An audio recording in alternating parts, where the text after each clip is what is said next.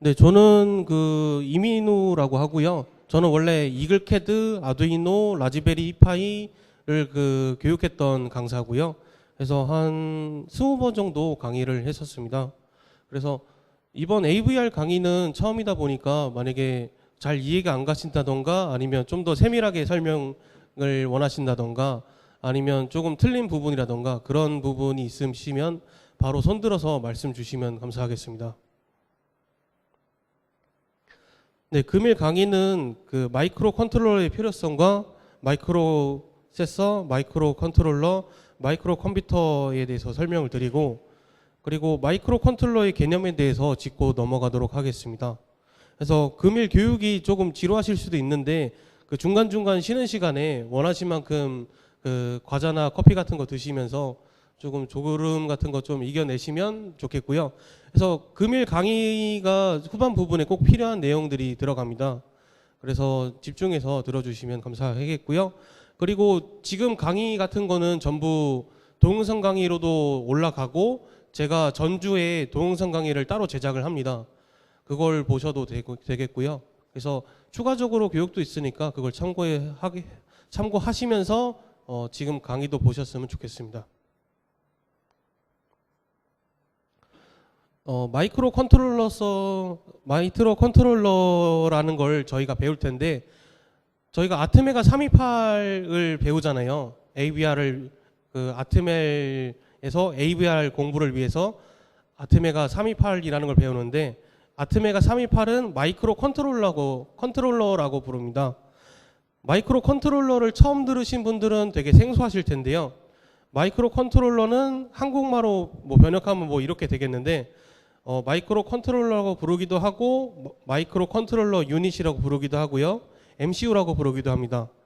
그래서 한국어로 좀 의역을 해보자면 마이크로는 초소형이 되겠고요. 컨트롤러는 제어기가 되겠습니다. 그래서 초소형 제어기라고 그렇게 이해를 하시면 되겠고요. 네, 한국어로 번역했으니까 좀 이해가 확 되실 텐데 쭉 설명을 드리자면 마이크로 컨트롤러 또는 MCU는 마이크로 프로세서 입출력 모듈 하나의 칩으로 만들어 정해진 기능을 수행하는 컴퓨터를 뜻합니다. 그래서 밑에 있는 선풍기 변전사를 보시면 좀 이해가 가실 겁니다.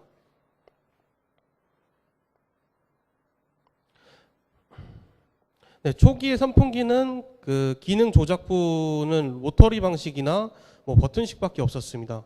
그래서 여기 보시면 얘는 버튼식으로 돼 있다가 여기는 타이머를 조절할 수 있는 기계식 로터리식이 추가가 되었습니다. 그래서 여기서는 버튼으로만 딸깍딸깍 움직이게 되고 여기 타임에서는 그 틱틱틱틱 움직이는 소리가 났습니다.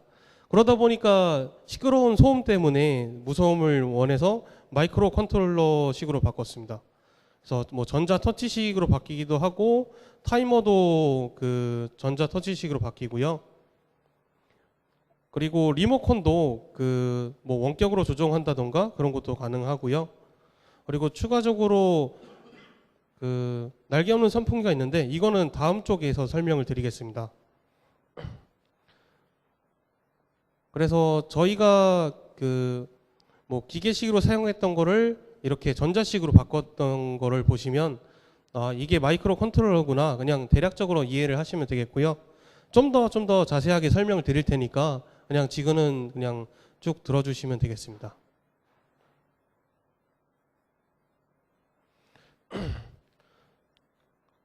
네, 이번에는 인베디드 개념에 대해서 설명을 드릴 건데요. 인베디드는 아까 그 마이크로 컨트롤러와 다른 것들이 부착된 것들을 뜻하는 말이에요. 그래서 인베디드는 인베디드 시스템을 줄여서 하는 말이며 내장된 혹은 끼워 넣는 이라는 뜻을 가지고 있습니다. 그렇다면 인베디드 시스템이란 전자, 전기, 기계적인 시스템 안에 그 시스템을 컨트롤할 수 있는 다른 시스템을 장착하는 것이라고 볼 수 있는데요. 그래서 여기 있는 전동기를 기능 조작부라는 그 버튼과 안에 있는 마이크로 컨트롤러까지 합쳐서 이 세 가지가 합쳐진 인베디드 시스템이라고 부를 수 있겠습니다. 네, 인베디드 시스템이라고 좀 하시면 생소하실 텐데 저희가 일반적으로 사용하는 리모컨이나 전자식 알람식에 타이머 기능이 있는 뭐 전자레인지, 온도를 내려주는 뭐 냉장고, 뭐 정수기, 뭐 전동 칫솔 그런 것들이 있겠고요. 네, 그러면 왜 마이크로 컨트롤러가 장착된 인베디드 시스템을 만들까요? 대략적인 걸 보면 뭐 안전하게 사용을 한다던가 편리하게 사용을 한다던가 네, 그런 거라고 보시면 되겠고요. 그래서 여기서는 그 마이크로 프로세서에 대해서 설명을 드리겠습니다. 지금 여기는 동그라미는 마이크로 프로세서고 여기는 세모 안에 있는 거는 마이크로 컨트롤러입니다. 여기 동그라미 쪽까지 안에 있는 게 포함이 된 거고요. 그리고 이 큰 네모는 마이크로 컴퓨터로 보시면 되겠습니다. 그래서 차차 설명을 드리겠습니다. 여기 있는 동그라미는 제어부, 연산부, 레지스터가 포함되어 있는 마이크로 프로세서라고 부르시면 되겠고요. 저희가 그 CPU 같은 거를 컴퓨터에 넣잖아요. 그 CPU는 그냥 그 저희가 연산 처리를 이용해서 사용을 하는 거고요. 산업용에서나 아니면 뭐 조그만한 기계에 집어넣는 용으로 그 마이크로 프로세서라는 걸 만들었습니다. 그래서 CPU의 좀 소형 버전이라고 생각을 하시면 되겠고요. 그래서 마이크로 프로세서는 마이크로와 프로세서가 결합된 용어고요. 매우 작은 마이크로라는 의미와 처리기가 포함된 그 단어고요.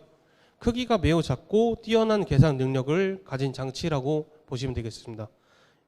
네, 이게 제일 핵심적인 의미예요. 크기가 매우 작고 뛰어난 계산 능력을 가진 장치입니다. 네, 그리고 이런 기술들이 들어갔고요. 뭐 IC 집적 기술, 컴퓨터 구조 기술, 시스템 프로그래밍 기술 이런 기술들이 묶였고요.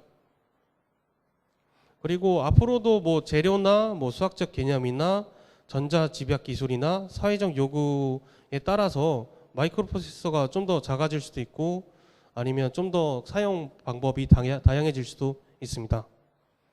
그래서 프로그램을 신속하게 실행하기 위한 목적으로 내부 구조가 최적화되어 있다는 게 특징입니다. 마이크로 컨트롤러 같은 경우는 그 옆쪽에 주기억 장치와 보조기억 장치가 붙어졌습니다. 마이크로 프로세서는 저희가 명령을 시킨 것만 그 데이터를 처리하는 게 목적이고요. 마이크로 컨트롤러는 주기억 장치가 붙고 뭐 보조기억 장치가 붙었는데 저희가 명령을 주려면 직접적으로 명령을 하나하나 전달해 주는 게 아니고 주기억 장치에 넣어두면 거기에서 마이크로 프로세서가 쭉 읽어가면서 처리를 하는 게 목적입니다. 그래서 이 마이크로 컨트롤러까지 마이크로 프로세서의 주기억 장치나 보조기억 장치가 하나로 그 칩으로 만들어진 거를 마이크로 컨트롤러라고 부릅니다. 네, 그래서 같은 칩이어도 내부 구조가 이렇게 다르다라는 걸 보시면 되겠고요. 마이크로 컨트롤러는 마이크로와 컨트롤러가 결합된 용어입니다. 그래서 매우 작은이라는 의미와 제어기라는 의미가 합쳐진 용어고요. 마이크로 프로세서의 연산 처리 기능에 제어 기능이 추가되었다는 게 특징입니다. 이게 핵심적인 의미고요. 마이크로 프로세서의 연산 처리 기능에 제어 기능이 추가되었습니다. 그리고 프로그램을 실행하면서 장치를 효과적으로 제어하기 목적으로 내부 구조를 최적화합니다. 그 값싼 장난감부터 산업용 장치까지 넓은 범주로 대상이 되고요. 외부 디지털 전압에 의한 입출력 기능, 메모리 기능, 타이머 기능, 입력 신호 캡처 기능, 통신 기능 이런 기능들이 있습니다. 네, 맨 마지막으로 마이크로 컴퓨터는 입력 장치와 출력 장치가 내부에 같이 결합되어 있는 걸 뜻합니다. 그래서 일반적인 컴퓨터로 보시면 안 되고요. 그냥 저희가 뭐 특수한 목적으로 산업용에서 사용을 하는 그런 컴퓨터로 보시면 되겠습니다. 그래서 뭐 따로 기계에다가 뭐 명령을 넣고 싶다 그럴 때만 사용을 하는 건데 예전에서만 사용을 했고 저희가 사용할 그런 목적으로는 뭐 있는 게 없기 때문에 딱히 설명을 못 드리겠고요. 그래서 PDA라고 어디 뭐 도시가스 그런 데서 오면 뭐 검침 같은 거 하잖아요. 그런 거로 그냥 보시면 되겠습니다. 그래서 마이크로 컴퓨터는 마이크로와 컴퓨터가 결합된 용어고요. CPU 대신 마이크로 프로세서로 만든 초소형 컴퓨터입니다.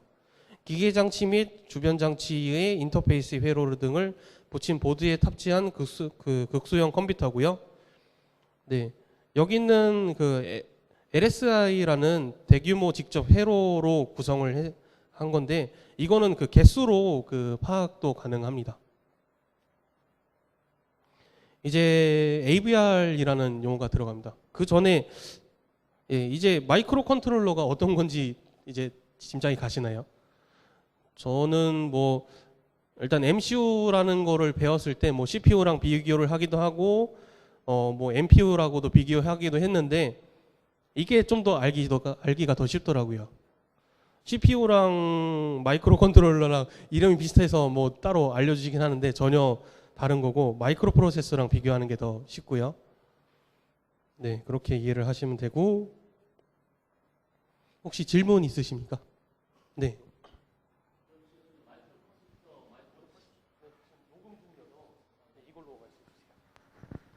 저기 잘 들었는데요.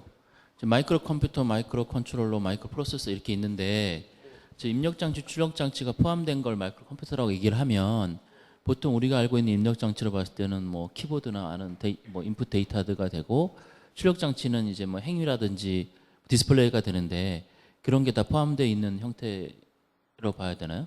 그거는 컴퓨터 같은 경우는 외부 장치에다가 USB로 연결을 하는 거잖아요. 네. 그거는 내부의 장치예요. 그러면 지금 우리가 지금 하려고 하는 이 키보드 이런 것들은 뭐라고 불러야 되는지. 알겠습니다.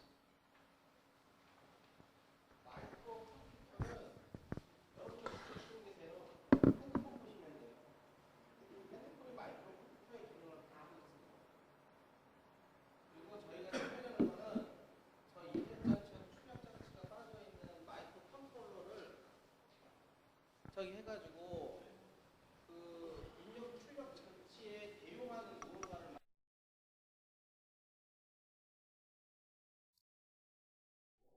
입력 신호, 출력 신호로 무언가 외부 디바이스를 조종할 수 있다는 것을 보셔야 돼요. 제가 지금 핸드폰 만들려는 게 아니거든요. 이거는 저희가 접근할 수 없는 영역이고, 근데 그 저희가 접근할 수 있는 영역 안에서 마이크로 컨트롤러로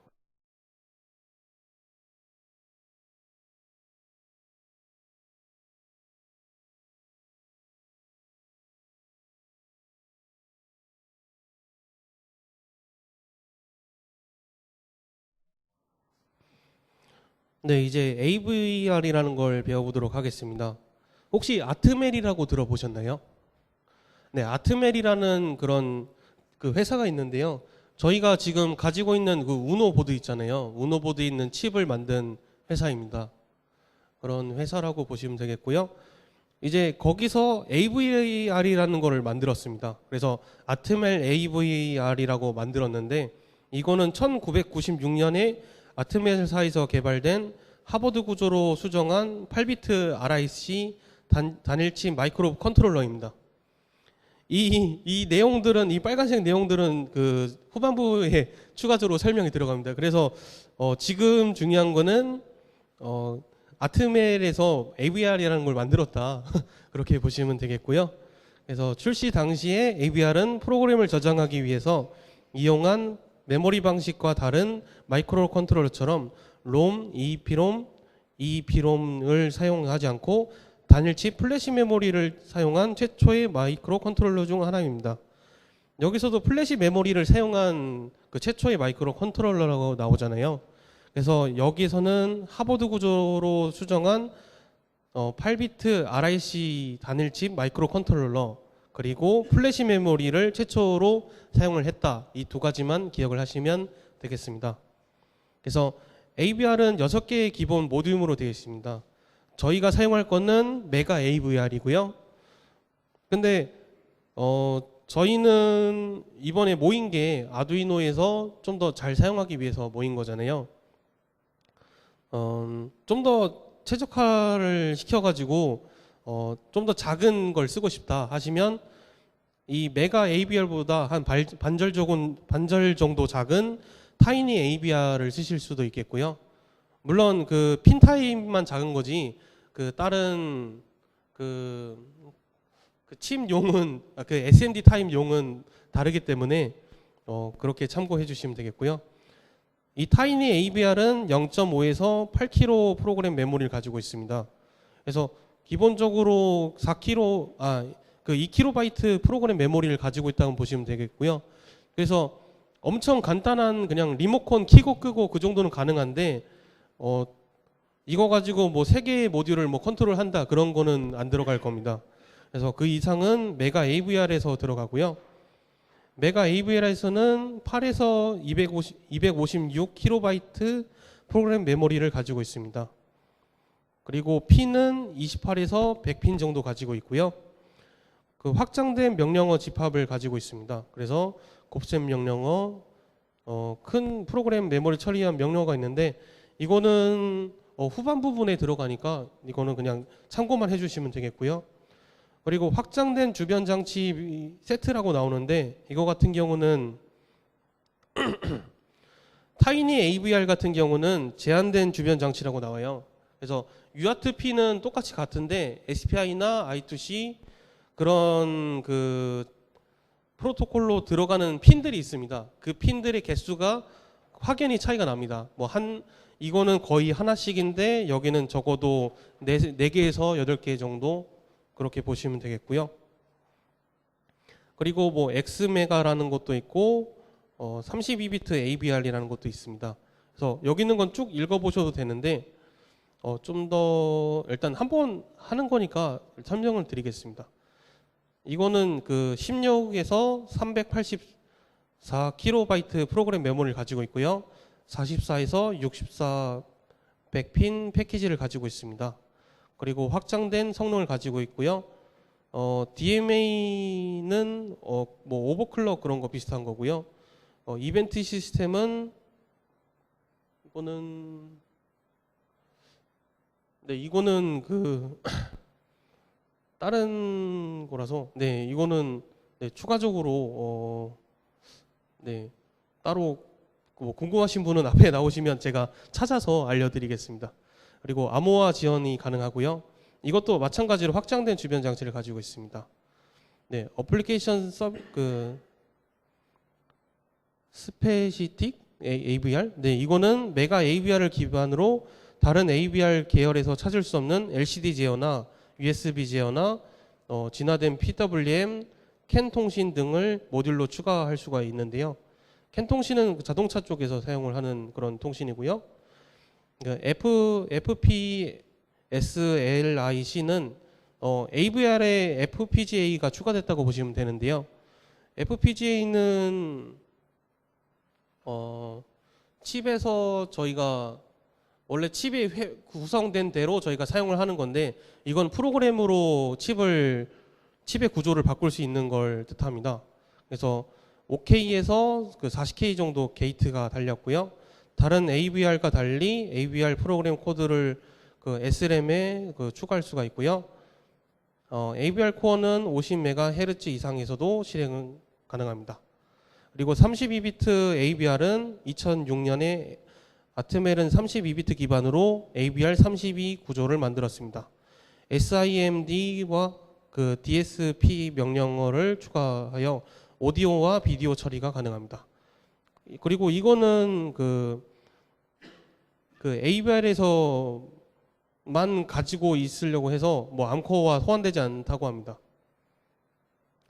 그리고 이번에는 아까 말씀드린 이 하버드 구조에 대해서 설명을 드리겠습니다. 그래서 하버드 구조를 이해를 하시려면 하버드 구조만 듣는 것보다는 그 폰 노이먼과 그 구별하시면 편리합니다.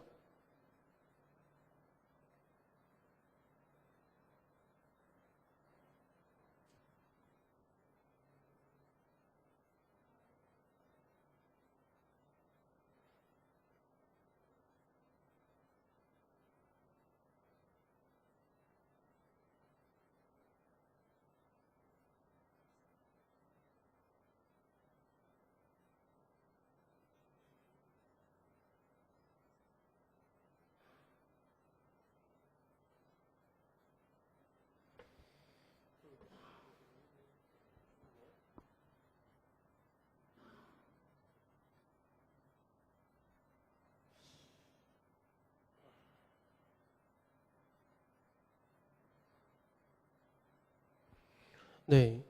지금 폰 노이만 구조는 그냥 이름 그대로 폰 노이만 구조라고 보시면 되겠고요. 폰 노이만이 고안한 내장 메모리 순차 처리 방식입니다. 데이터 메모리와 프로그램 그 메모리가 구별되어 있지 않습니다. 여기 보시면 같이 있는 거 보이시죠? 지금 여기 있는 그림 보시면 되겠고요. 그래서 그 CPU는 메모리로부터 그 명령을 받습니다. 이 버스로 명령을 받고요. 지금 버스가 하나 있는 게 보이시죠? 이 버스로 받고 메모리로부터 데이터를 읽기도 하고 쓰기도 합니다. 그리고 접근 만약에 메모리를 쓰고 있으면 뭐 읽는 게 불가능하고 읽고 있으면 쓰는 게 불가능합니다. 그런 그 단점이 있고요. 그래서 밑에서 그 폰 노이만 병목 형상에 대해서 설명을 드리겠습니다. 네, 폰 노이만은 CPU, 메모리, 프로그램 구조를 갖는 프로그램 내장 방식 컴퓨터에서 아이디어를 처음 제시를 했고요. 이후에 나온 컴퓨터는 모두 폰 노이만 구조로 설계되었습니다. 이전의 컴퓨터들은 작업을 할 때 뭐 예전 영화 같은 거 보시면 거기서 교환기 같은 거 보시면 뭐 포트를 빼고 끼고 그런 걸 하셨었잖아요. 그런 것처럼 뭐 전선을 연결해주고 이런 식으로 했었는데 이 폰 노이만 구조는 프로그램으로 프로그램만 교체하면 다른 구조들도 같이 따라오기 때문에 이런 범용성을 크게 가져왔습니다. 그래서 지금의 컴퓨터들은 폰 노이만 구조를 사용한다 그렇게 보시면 되겠고요.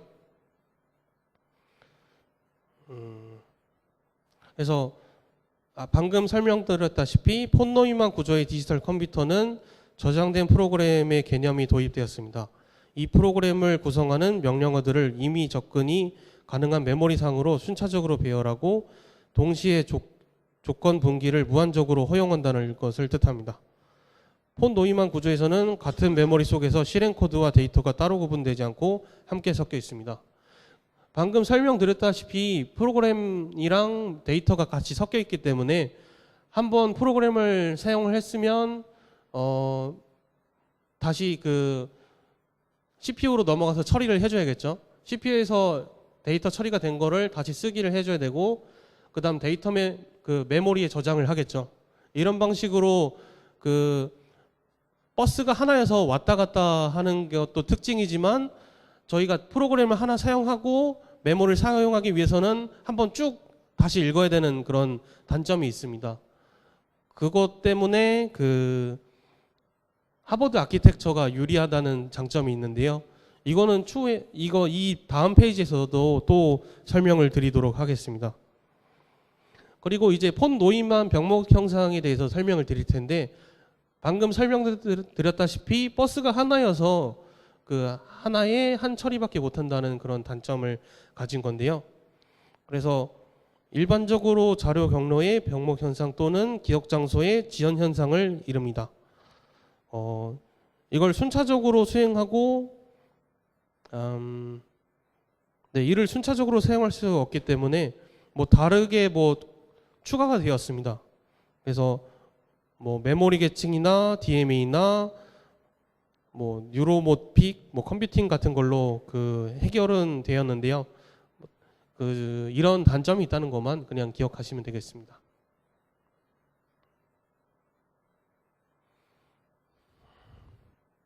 네, 하버드 구조는 이름 그대로 하버드 구조로 만들었고요. 명령형 버스와 데이터형 버스로 물리적으로 분할한 컴퓨터 구조를 나타내는 용어입니다.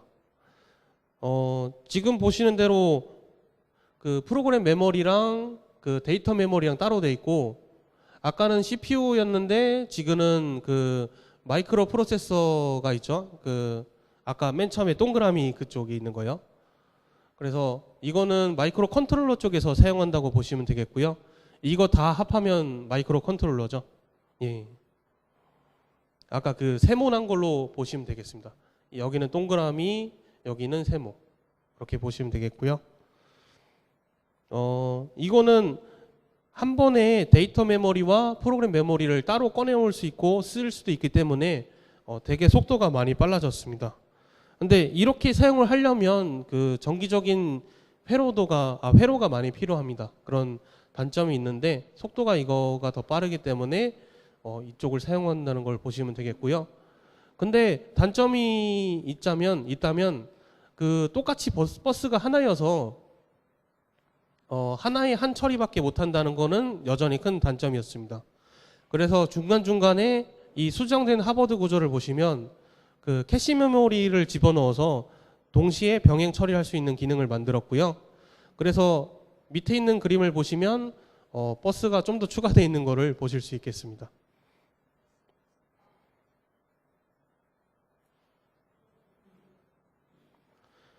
최신의 성능이 좋은 CPU 설계에서는 뭐 하버드 구조와 폰 노이만 두 쪽 구조를 모두 도입을 했고요. 그리고 지금은 방금 구조로 보신 대로 수정된 하버드 구조를 사용한다고 보시면 되겠습니다.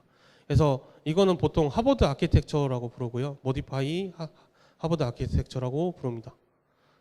네. 그리고 이제 그 RISC에 대해서 설명을 드리겠습니다. 지금 보시면 CSIC라고 부르는 것도 있고 그 RISC라고 되는 것도 있습니다. 근데 제가 편의상 그냥 시스크, 리스크 이렇게 부르겠습니다. 여러분들이 읽으실 때는 CISC, RISC 이렇게 부르시면 되겠고요.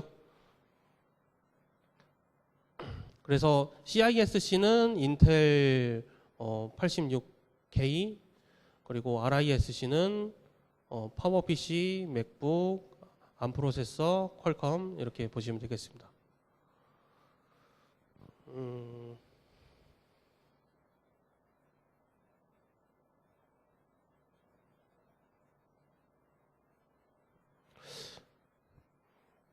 네, 시스크 같은 경우는 맨 처음에 코드를 보는 게 더 편리하실 것 같습니다.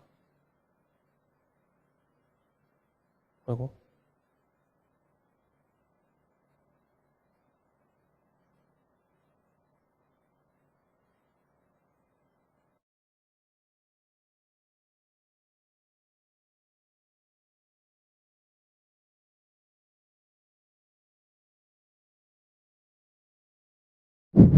네, 시작하도록 하겠습니다. 네, 지금 이거부터 보시면 이해가 안 가실 것 같아서 이 코드를 추가를 했습니다. 이 코드 보시면 위에는 지금 이거 혹시 보이시나요? 네, 뒤에 분도 다 보이시죠? 네, X는 가로치고 A 플러스 B 가로치고 곱하기 가로치고 C 더하기 D 가로 닫고를 짠 코드입니다. 네. 지금 추가 드리겠습니다. 지금 아직 안 올려서.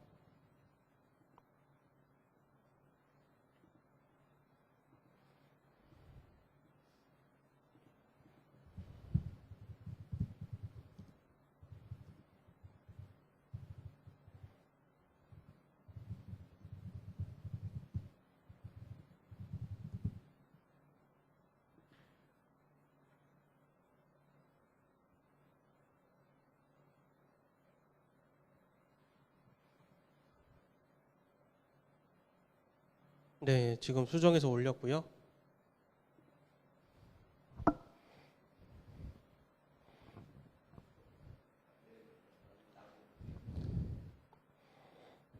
네, 지금 보시면 그냥 길이만 봐도 얘는 간단하고 밑에 있는 거는 복잡해 보이죠?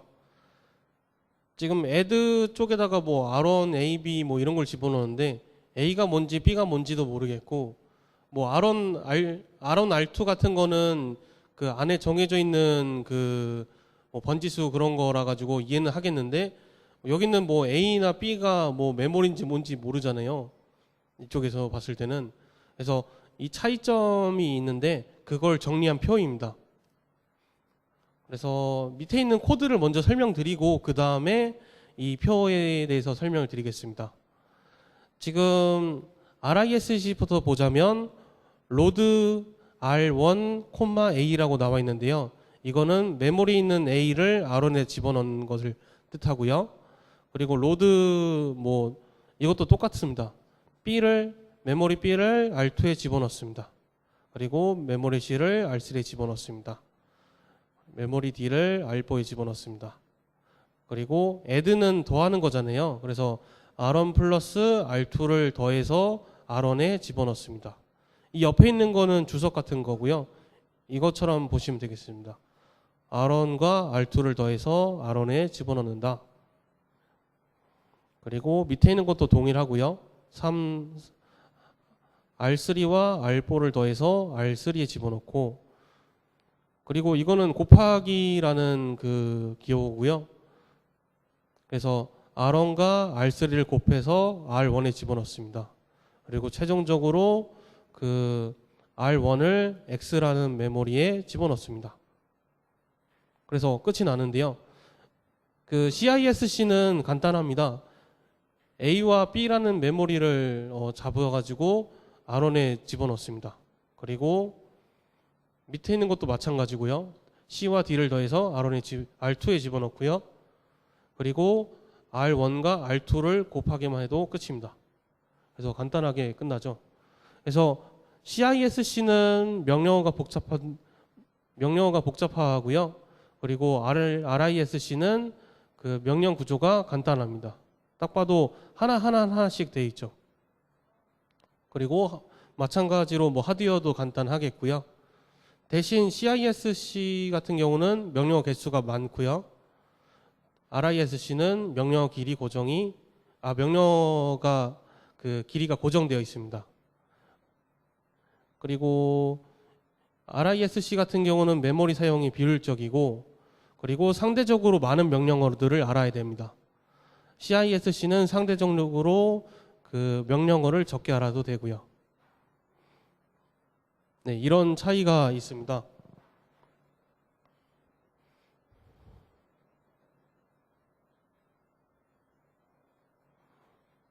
그래서 CISC는 컴파일러 작성이 쉽고요. 그 복잡한 명령어도 그 마이크로 코드이므로 실행 효율이 좋습니다. 그리고 호환이 좋고요. 하나의 명령어가 복잡해서 해석 디코딩이 오래 걸리고요. 그 해석에 필요한 회로가 복잡합니다. 그 적은 수의 일부 명령어만 주로 쓰이고요. 명령어의 길이가 달라서 동시에 여러 개의 명령 처리는 어렵습니다. 그리고 RISC는 그 CPU에서 수행되는 동작 대부분이 몇 개의 명령어만으로 가능합니다. 그리고 명령어가 한 클럭에 실행되도록 고정되어 있어서 파이프라인 성능에 최적화되어 있습니다. 고정된 명령어이기 때문에 디코딩 속도가 빠르며 여러 개의 명령 처리를 할 수 있습니다. 그래서 방금 그걸 보시면 RISC는 그 이 하버드 구조에 쓰기 적합하다는 걸 알 수 있고요. 그리고 CISC는 이 폰노이만 구조에 쓰기 적합하다는 것을 보실 수 있습니다.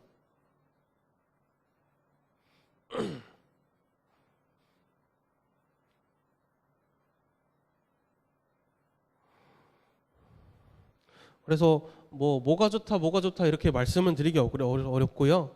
그래서 뭐 각 하드웨어마다 뭐 적합한 게 있다고 보시면 되겠습니다.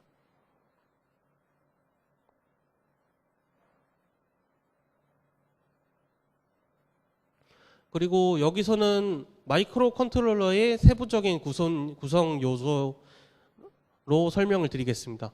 지금 보시면 플래시 메모리가 처음에 보이고요.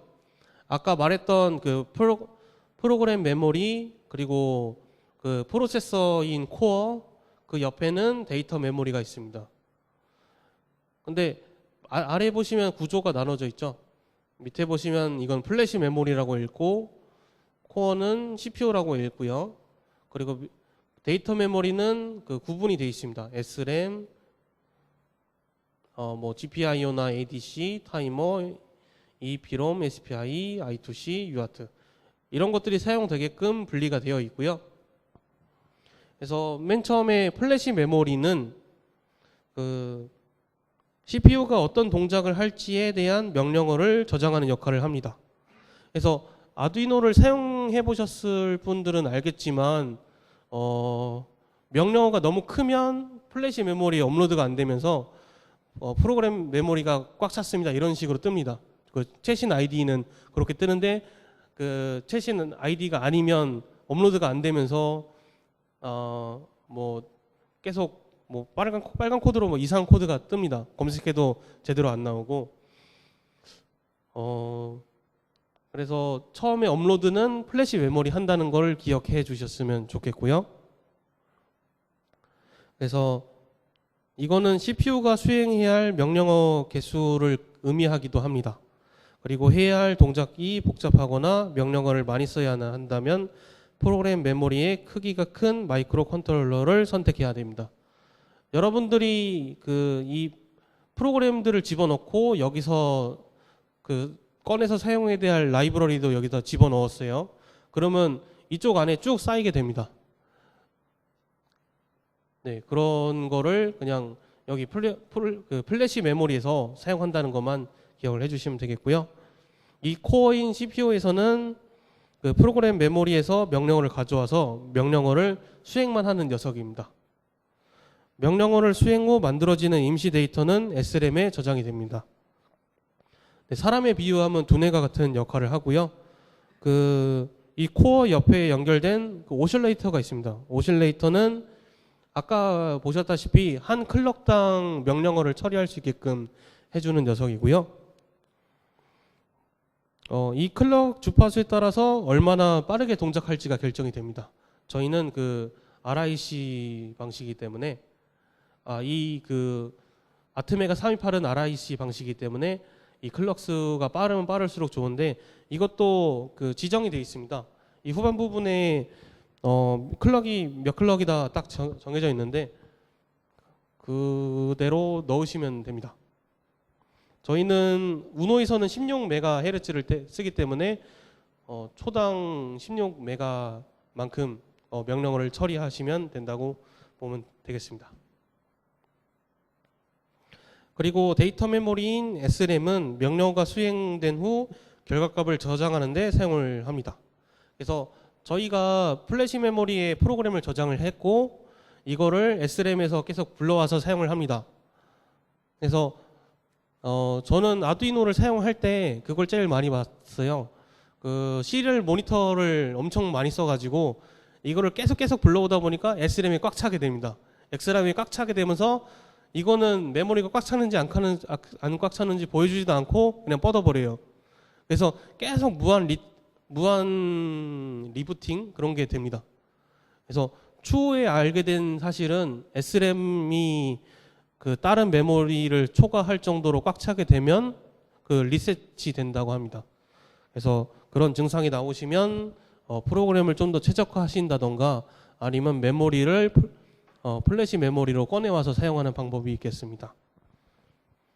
그렇고요.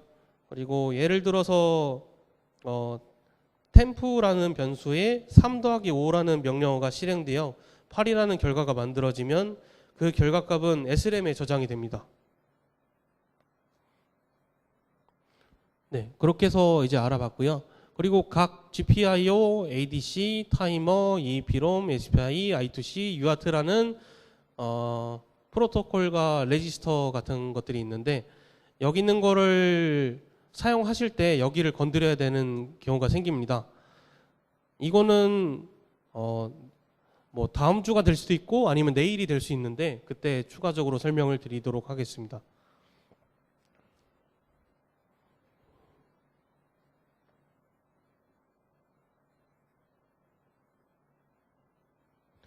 네, 그리고 보시면 지금 얘는 버퍼가 하나고 얘는 버퍼가 여러 개인 걸 보실 수 있는데 얘는 버퍼가 지금 1개, 2개, 3개, 4개, 5개, 6개, 7개, 8개 8개라서 8비트 버퍼라고 보시면 됩니다. 그래서 얘는 8비트 마이크로 컨트롤러가 되겠고 이게 16개짜리면 16비트 마이크로 컨트롤러고요. 그리고 이게 32개면 32비트 마이크로 컨트롤러입니다. 그래서 아까 말씀드렸다시피 명령어를 한 번에 여러 개 처리할 수 있게끔 만들었다고 말씀을 드렸잖아요. 그래서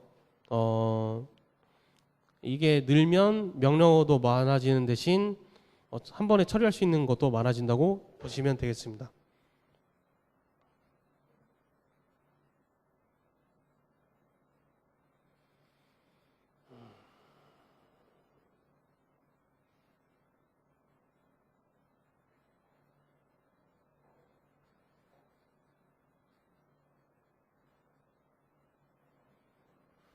네, 그리고 그 밑에 보시면 그 논 볼라타일과 그 SRAM 밑에는 볼라타일이 있습니다. 이 볼라타일은 그 휘발성이라는 걸 뜻하고요. 이 휘발성이란 뜻은 그 SRAM이 휘발성이라는 그 특징을 갖고 있다는 걸 뜻합니다. 그래서 이거는 그 휘발성 메모리라는 걸 아실 수가 있는데요. 껐다 키면 메모리가 초기화가 됩니다. 그래서 그 맨 처음에 켰을 때는 그 떠 있는 상태가 되고요.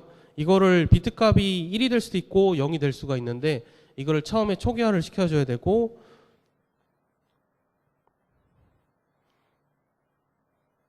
그리고 그 데이터를 써줄 때 그 하나하나 다 입력을 해줘야 되는 특징이 있고요. 플래시 메모리는 그 논 볼라타일이라고 써져 있어서 꺼져도 그 계속 저장이 되어 있습니다. 그러면 그 플래시 메모리만 쓰면 되지 왜 SRAM을 쓰냐라고 하시는 분들이 계실 텐데, 프로그램 같은 거는 그 꺼지면 안 되니까 여기다 집어넣는데 SRAM 같은 경우는 사용 빈수가 좀 많습니다. 사용 빈수가 많기 때문에 읽기 쓰기를 많이 할 수 있는 SRAM에다 집어넣은 거고요. 메모리도 무한정 쓸 수 있는 게 아니고 쓰기 횟수가 정해져 있습니다. 그래서 쓰기 횟수가 많은 거는 SRAM, 쓰기 횟수가 적은 거는 플래시 메모리, 그렇게도 보시면 되겠습니다. 그래서 이거는 어차피 정해져 있기 때문에 그렇게 보시면 되겠고요. 그리고 이 플래시 메모리 사용할 수 있는 횟수가 10만 번이라고 제가 알고 있는데 10만 번이는 횟수가 적어도 2년은 사용할 수 있는 분량이더라고요. 그래가지고 여러분들이 사용하실 때 업로드가 안 되고 아니면 업로드가 좀 깨진다더라 싶으시면 그때는 그 보드를 갈아주시면 되겠습니다.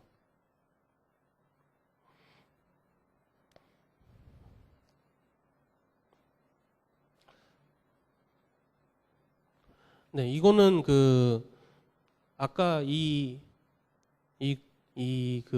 그림을 안에 있는 메모리대로 그 나타낸 거고요. 이거는 그냥 참고만 해주시면 되고 이거 관해서는 어차피 나중에 또 다룰 거기 때문에 추가적으로 다룰 부분은 없습니다. 그리고 아트메가 328이라는 MCU에 대해서 설명을 드리겠습니다. 다시 처음으로 넘어가자면 지금 이 세모고요. 마이크로 프로세서와 주기억 장치, 보조 기억 장치가 되어 있는, 그러니까 플래시 메모리와 SRAM이 추가되어 있는 그런 거라고 보시면 되겠습니다. 프로그램, 코어, 그 SRAM 이렇게 보시면 되겠고요.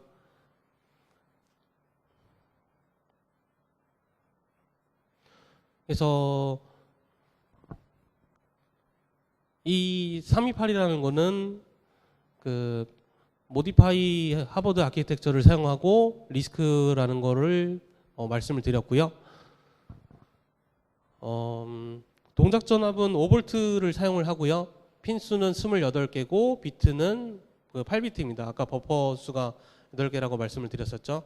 그리고 입출력 기능 핀이 23개고요. 플래시 메모리는 32KB SRAM은 2KB입니다. 그리고 EEPROM은 1KB고 동작 주파수는 0에서 20MHz입니다. ADC 채널은 6개고요. 그 PWM 채널은 6개입니다.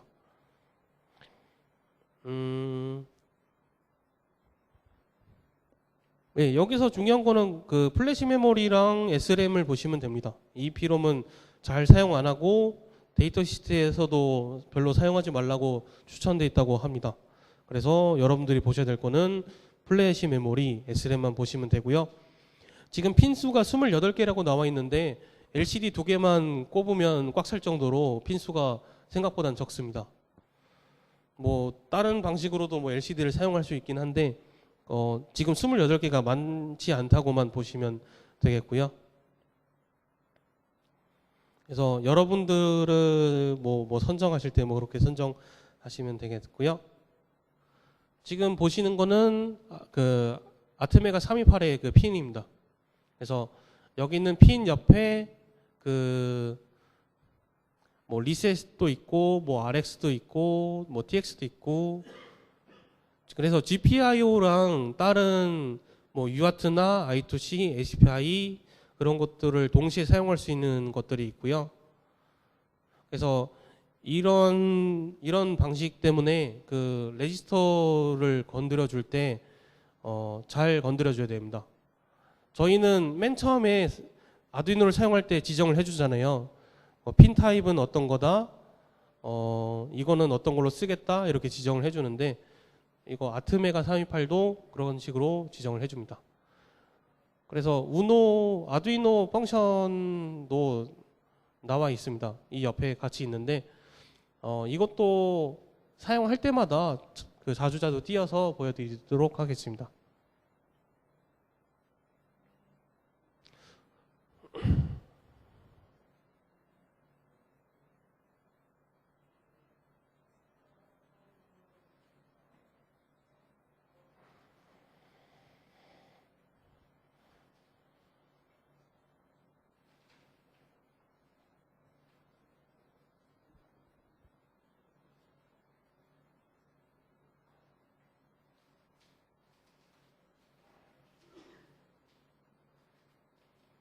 그리고 지금은 잘 안 보이는데요. 여기에 그 아테메가 328P-PU라고 써져 있습니다.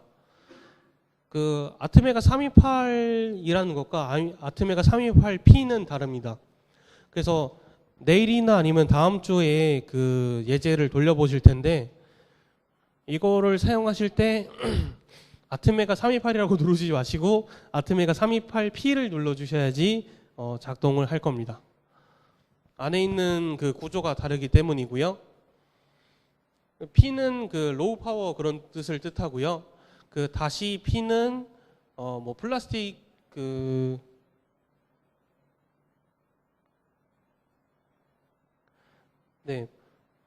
P는 그 PDIP라고 해가지고 플라스틱 듀얼 인 라인 패키지라고 부르고요.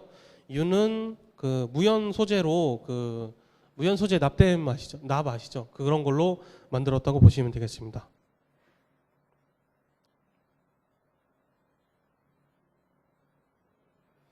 그래서 지금은 아트메가 328이라는 거를 말씀드렸고, 지금 회로도를 보시면 크리스탈이 있고 그 위에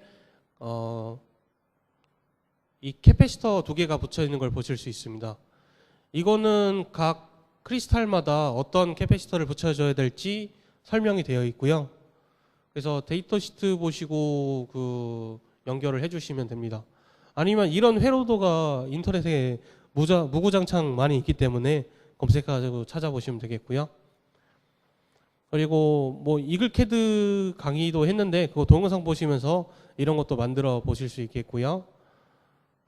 그리고 회로도도 뭐 다 제공이 되기 때문에 그렇고, 그리고 리셋도 꼭 달아주셔야 됩니다. 리셋에 그 LED도 달아주셔야지 현재 어떤 기능을 하고 있는지.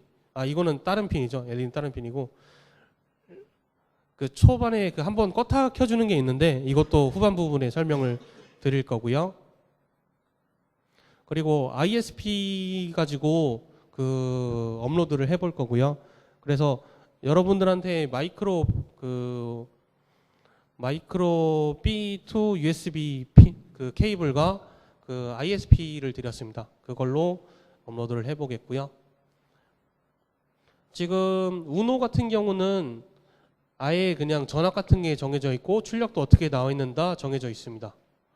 보시면 그 상용 전압은 5V고 인풋 전압은 7에서 12V고 인풋 전압은 6에서 20V입니다. 그래서 이런 식으로 쭉 정해져 있는데 아마 잘 아실 거라고 생각을 합니다. 네. 근데 328에서 사용하는 거는 그대로 쓰고 있다는 것만 보시면 될 것 같아요.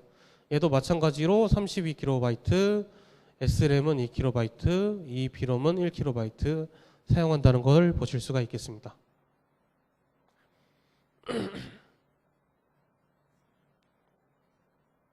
그리고 레귤레이터를 사용하실 때 5V 넣어도 동작한다 이런 분도 계시고 뭐 20V 넣어도 동작한다 하시는 분이 계시는데 지금 보시면 인풋 볼테이지랑 인풋 볼테이지가 하여튼 두 개가 있습니다. 여기는 그 추천하는 그런 거고요. 그 밑에 있는 거는 그 최대치를 뜻하는 겁니다. 그래서 보통은 7에서 12V를 추천을 하는데 6에서 20V를 넘으면 좀 과부하가 된다는 얘기고요. 그래서 여기 안에는 OPMP가 엄청 많이 들어 있는데 이 이하로 넣어주면 OPMP가 그 계속적인 피드백으로 인해서 열이 발생하면서 정상적으로 전압은 나오지만 전류가 부족하거나 뭐 발열이 심해지는 특징이 있습니다. 그걸 잘 이해해 주시면 되는데 특히나 그 건전지 같은 게 그 저희가 사용하는 그 리튬 이온 건전지 같은 거는 괜찮은데 뭐 망간 건전지나 알카리온 건전지 같은 경우는 그 전압이 그냥 뚝 떨어지는 그런 특징이 있습니다. 전압이 서서히 확 주는 특징이 있는데 사용하다 보면 열이 심해져 가지고 그런 게 있는데 그것만 조심해서 꼭 사용하더라도 리튬 건전지를 사용해 주셨으면 좋겠습니다.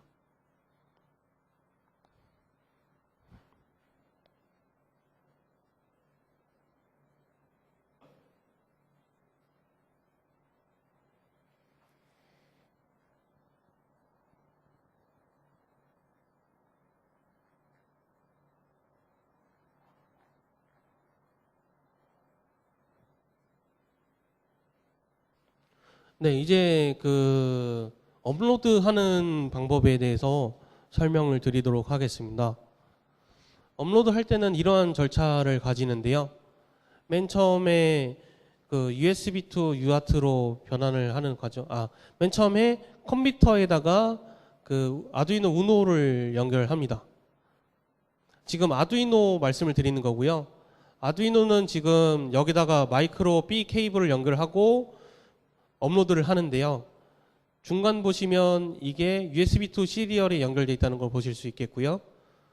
USB 시리얼 후에 여기 있는 아트메가 328의 UART 부분에 연결이 되어 있는 걸 보실 수 있겠습니다.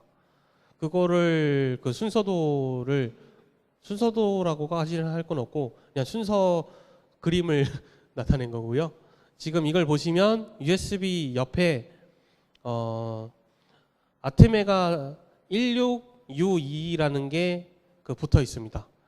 여기서는 그 USB to UART가 있어서 USB 드라이버를 UART로 변경이 됩니다. 그래서 TTL이 있다고 보시면 되겠습니다. 그렇게 보시면 되겠고요. 그래서 선과 선끼리 연결이 되고 아트메가 328에 연결이 돼서 중간에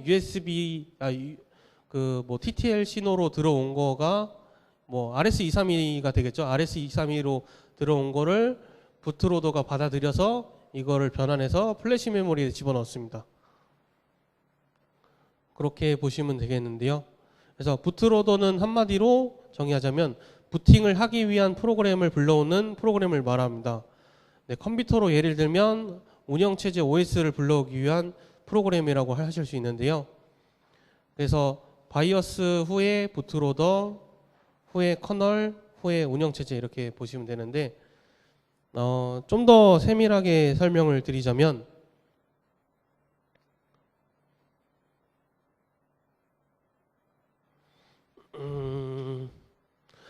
지금 이게 사실상 없어도 괜찮잖아요.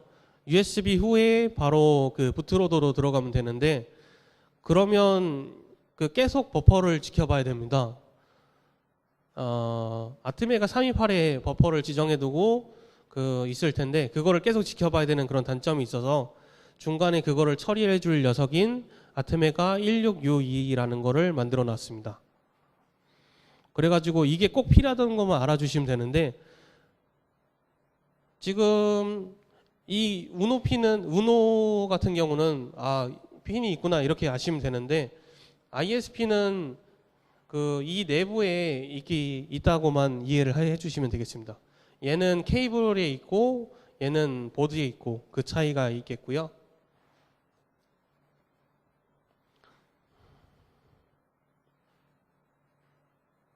그리고 플래시 메모리에 업로드가 됩니다.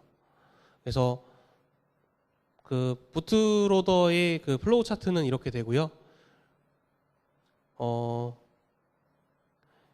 USB to UART, 그러니까 USB to 시리얼에서 그 버퍼에 뭐가 감지가 돼서 그 신호를 보내주면 여기서 리셋 신호부터 먼저 보내줍니다.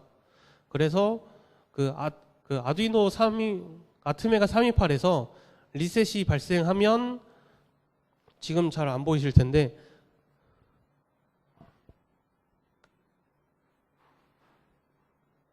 네, 새로운 코드가 업로드 되기를 기다리고 있습니다. 라고 뜹니다.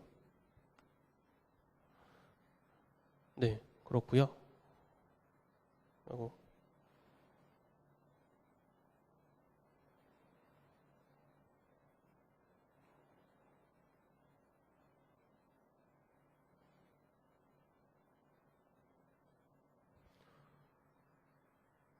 네, 그대로 쭉 읽어드리겠습니다.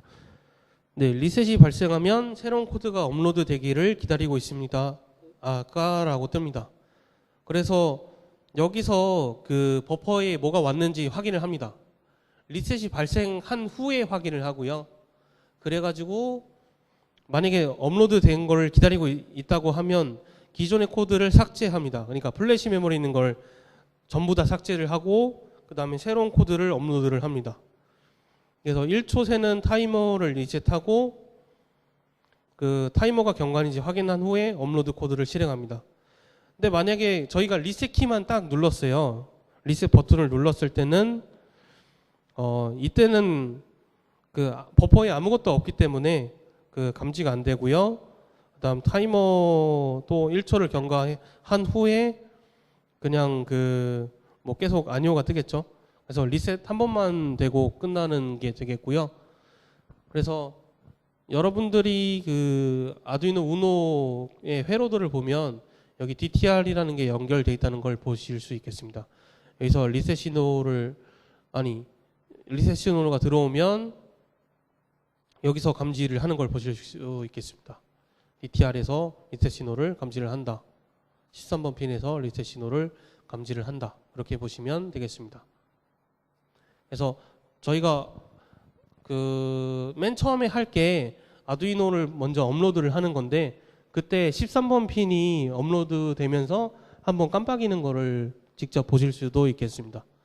그래서 여러분들이 이후에도 우노 가지고 AVR 328을 실습을 해보실 텐데, 방금 설명드렸다시피 플래시가 날아간다고 말씀을 드렸잖아요. 안에는 부트로더라고 들어있는 거라고 말씀을 드렸는데, 이 부트로더는 그 플래시 메모리에서 프로그램으로 얹어져 있는 겁니다. 그렇기 때문에 플래시 메모리에 있는 그 부트로더라는 프로그램이 날아가면서 더 이상 부트로더라는 프로그램이 동작하지 않습니다. 그래서 아트메가 328로 AVR 실습을 한 후에는 더 이상 아두이노 코드를 얹을 수 없게 됩니다. 아무리 리셋을 때려도 부트로가 없기 때문에 감지를 못해서 그런 건데요. 그래서 추가적으로 그 지원을 하는 게 부트로더를 그러니까 씌울 수 있는 거를 그 아예 ID에서 제공을 해줍니다. 그래서 그걸 하셔야 되는 것만 이해를 해주시면 네, 되겠고요.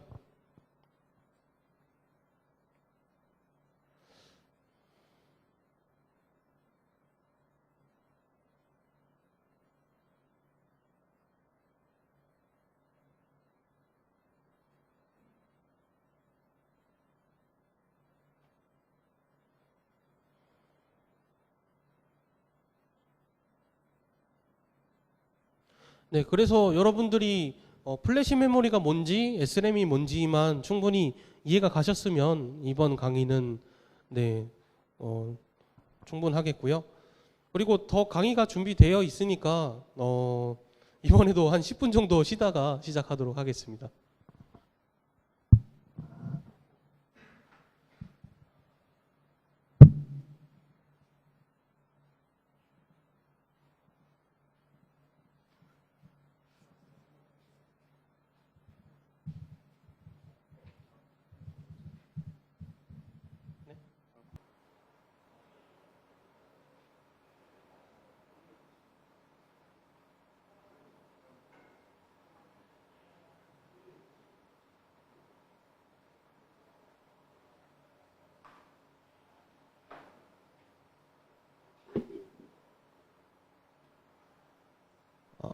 어, 네, 아까 전에 그 아두이노 부분을 건너뛰었는데요. 다들 알고 있을 거라고 해서 건너뛰었는데 혹시 아두이노가 뭔지 모르시는 분 계신가요?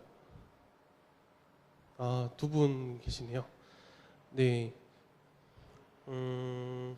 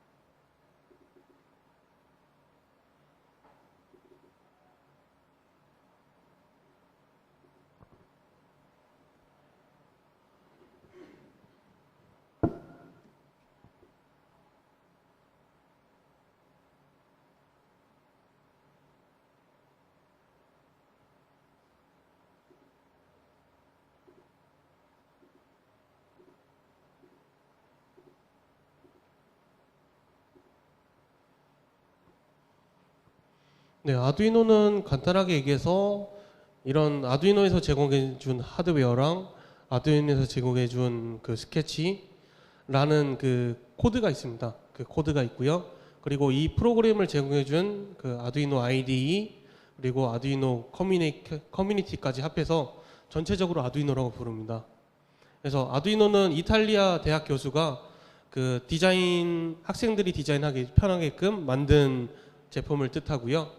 그래서 여러분들이 하드웨어를 모르고 코드를 몰라도 간단하게 그 뭔가를 제작할 수 있게끔 만든 건데 여기서 사용하실 때 제가 그냥 하나 말씀드리고 싶은 거는 아두이노는 수많은 커뮤니티가 많습니다. 그래서 아두이노 홈페이지에 있는 커뮤니티도 활성화돼 있고 뭐 그 헥스터.io라는 커뮤니티도 활성화돼 있고 그 스파크펀 관련된 것도 활성화가 잘 돼 있습니다.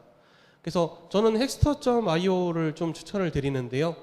그래서 지금 보이시는 것들이 그냥 자기가 잘 만들었다 하고 그냥 유튜브에 올려놓은 것만 있는 게 아니고 만드는 방법, 코드, 그리고 자기가 만든 3D 기구물까지 전부 다 공개를 해놨습니다. 그래서 여러분들이 그 뭔가 만들고 싶은 게 있으실 때는 이런 거를 참고해서 한번 제작을 해보시고 나아가시는 게 좀 더 빠르게 제작할 수 있는 길이라고 저는 생각을 해서 네, 이걸 공유를 드리고요. 뭐 아두이노는 다 설명이 됐기 때문에 건너뛰도록 하겠고요. 다만 뭐 이런 많은 보드들이 있고 뭐 이런 특징들이 있습니다. 각 프로세서가 다 그 칩들이 다르고요. MCU들이 뭐 각 클럭 수도 이렇게 다르고 핀 수도 다르고 메모리도 다르고 USB 타입도 다릅니다. 우선 아두이노를 설명드린 이유가 지금 아까 그림을 보면서 설명을 드리면 좀 어렵게 다가오실 수도 있기 때문에 좀 더 쉽게 설명하기 위해서 이렇게 설명드립니다. 여기 있는 건 리셋 버튼이고요. 그리고 여기 있는 0과 1번은 시리얼 모니터를 띄우기 위한 그 포트입니다. 그래서 이걸 가지고 저희가 그 모니터에 뭐 숫자를 띄운다던가 캐릭터를 띄운다던가 그런 문자들을 띄울 수 있겠고요. 여기 있는 디지털 핀 가지고 사용이 가능한데 여기 물결문이 있는 거는 PWM으로도 사용이 가능합니다. 그리고 여기는 아까 설명드렸고 여기도 설명을 드렸고 네, 밑에 있는 핀은 아날로그 핀이고요. 그리고 여기 있는 그 핀들은 설명을 드리기 전에 핀은 이걸로 설명드리는 게 더 낫겠네요.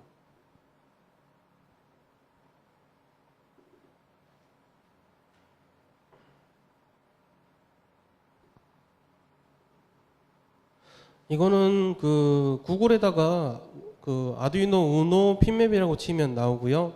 이것도 저작권이 오픈되어 있습니다. 보시면 그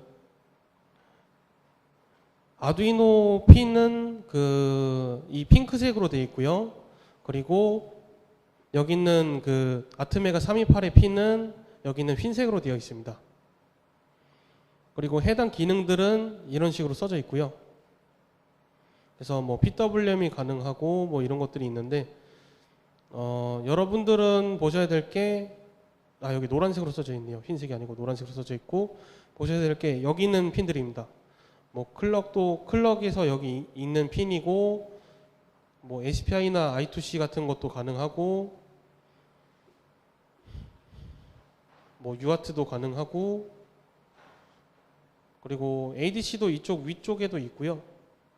여기 옆에도 있는데 ADC는 자연에 있는 그 아날로그 값을 디지털 값으로 변환하는 걸 뜻하고요.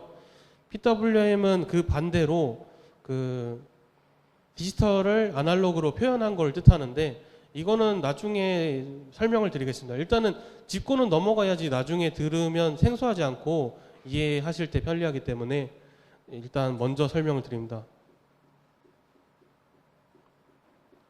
그리고 V2에는 전압을 넣는 핀이고요. 그리고 GND에서는 그냥 그라운드라고 보시면 되고요. 5V는 5V에 꼽힌 그 레귤레이터에 꼽힌 거고 3.3V는 이것도 마찬가지로 3.3V 레귤레이터에서 나오는 핀이고요. 그리고 리셋 버튼이 있고 IOREF 핀이 있는데 이거는 기준 전압을 잡는 핀입니다.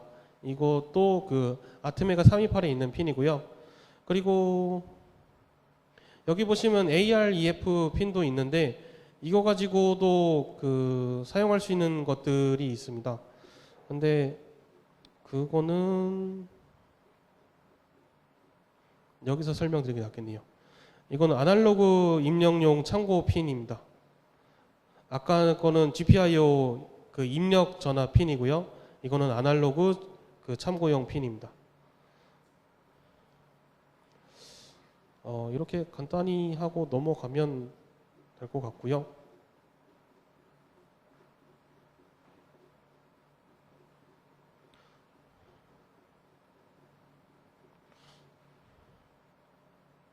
근데 아두이노를 사용해 봤을 때 단점을 느꼈던 게 라이브러리들을 주구장창 사용하다 보니까 어떤 타이머를 2개 사용하더라도 타이머라는 개념이 없어가지고 서로 그 뭐 동작이 되다가 모듈을 합치면 동작이 안 되는데 결국에 알아봤더니 같은 타이머를 써서 그렇다더라.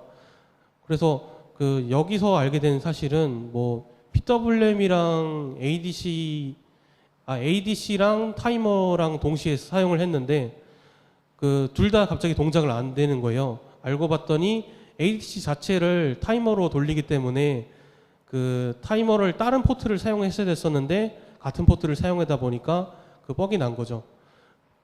그런 것처럼 저희는 이제 더 이상 아두이노를 사용하는 것보다 좀 더 이건 이런 기능 때문에 이렇게 사용해야 돼라고 점점점 더 내부 쪽으로 들어가겠습니다. 저는 그 대학교에서 그 아트메가 1, 2파를 배웠었고요. 그리고 여기서도 그 지금 동영상 강의를 찍기 위해서 고군분투하고 있고요. 그래서 저기 계시는 보조 강사님 밑에서 네, 지금 찍고 있고 제가 1, 2파를 배우면서 아두이노랑 비교를 했던 거는 대학교 뭐 과제로 만들었던 건데 UART랑 뭐 GPIO랑 I2C 이렇게 세 개 사용해서 뭐 만들어 봤습니다. 근데 모든 모듈을 사용을 한다 해도 아두이노에서는 그냥 대략적으로 사용을 했던 건데 아트메가 128로 넘어오면 라이브러리가 하나도 없기 때문에 자기가 직접 동작하게끔 만들어야 됩니다. 그리고 뭐 컴파일러가 뭔지 하나도 몰라가지고 컴파일러 종류별로 다 실행시켜보고 뭐 해보고, 여러분들이 해보시면 진짜 고생하는 길밖에 없습니다. 고생하다 보면 나중에 알게 되는데, 이게 동작을 한다더라 안 한다더라 그런 게 알게 되는데, 지금 방금 말씀해 주신 것처럼 그 자기가 뭐 동작은 되는데 왜 되는지 몰라요. 그냥 돌려보니까 되더라고요. 예. 지금 그런 경험을 많이 하시게 될 거고, 지금 이 강의에서는 그런 게 어느 정도 정리가 됐기 때문에 이 길로 따라오시면 됩니다라는 걸 좀 정리가 됐다고 해요. 저한테도 좋은 기회이기도 하고 여러분한테도 좋은 기회가 됐으면 좋겠습니다. 그래서 이제는 아이디 설치를 해보도록 하겠습니다.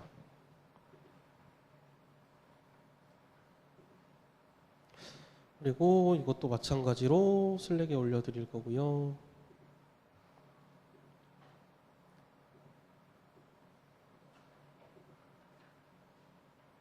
그리고 그 아까 이름 불러주신 분들은 슬랙에 다 초대 드렸습니다.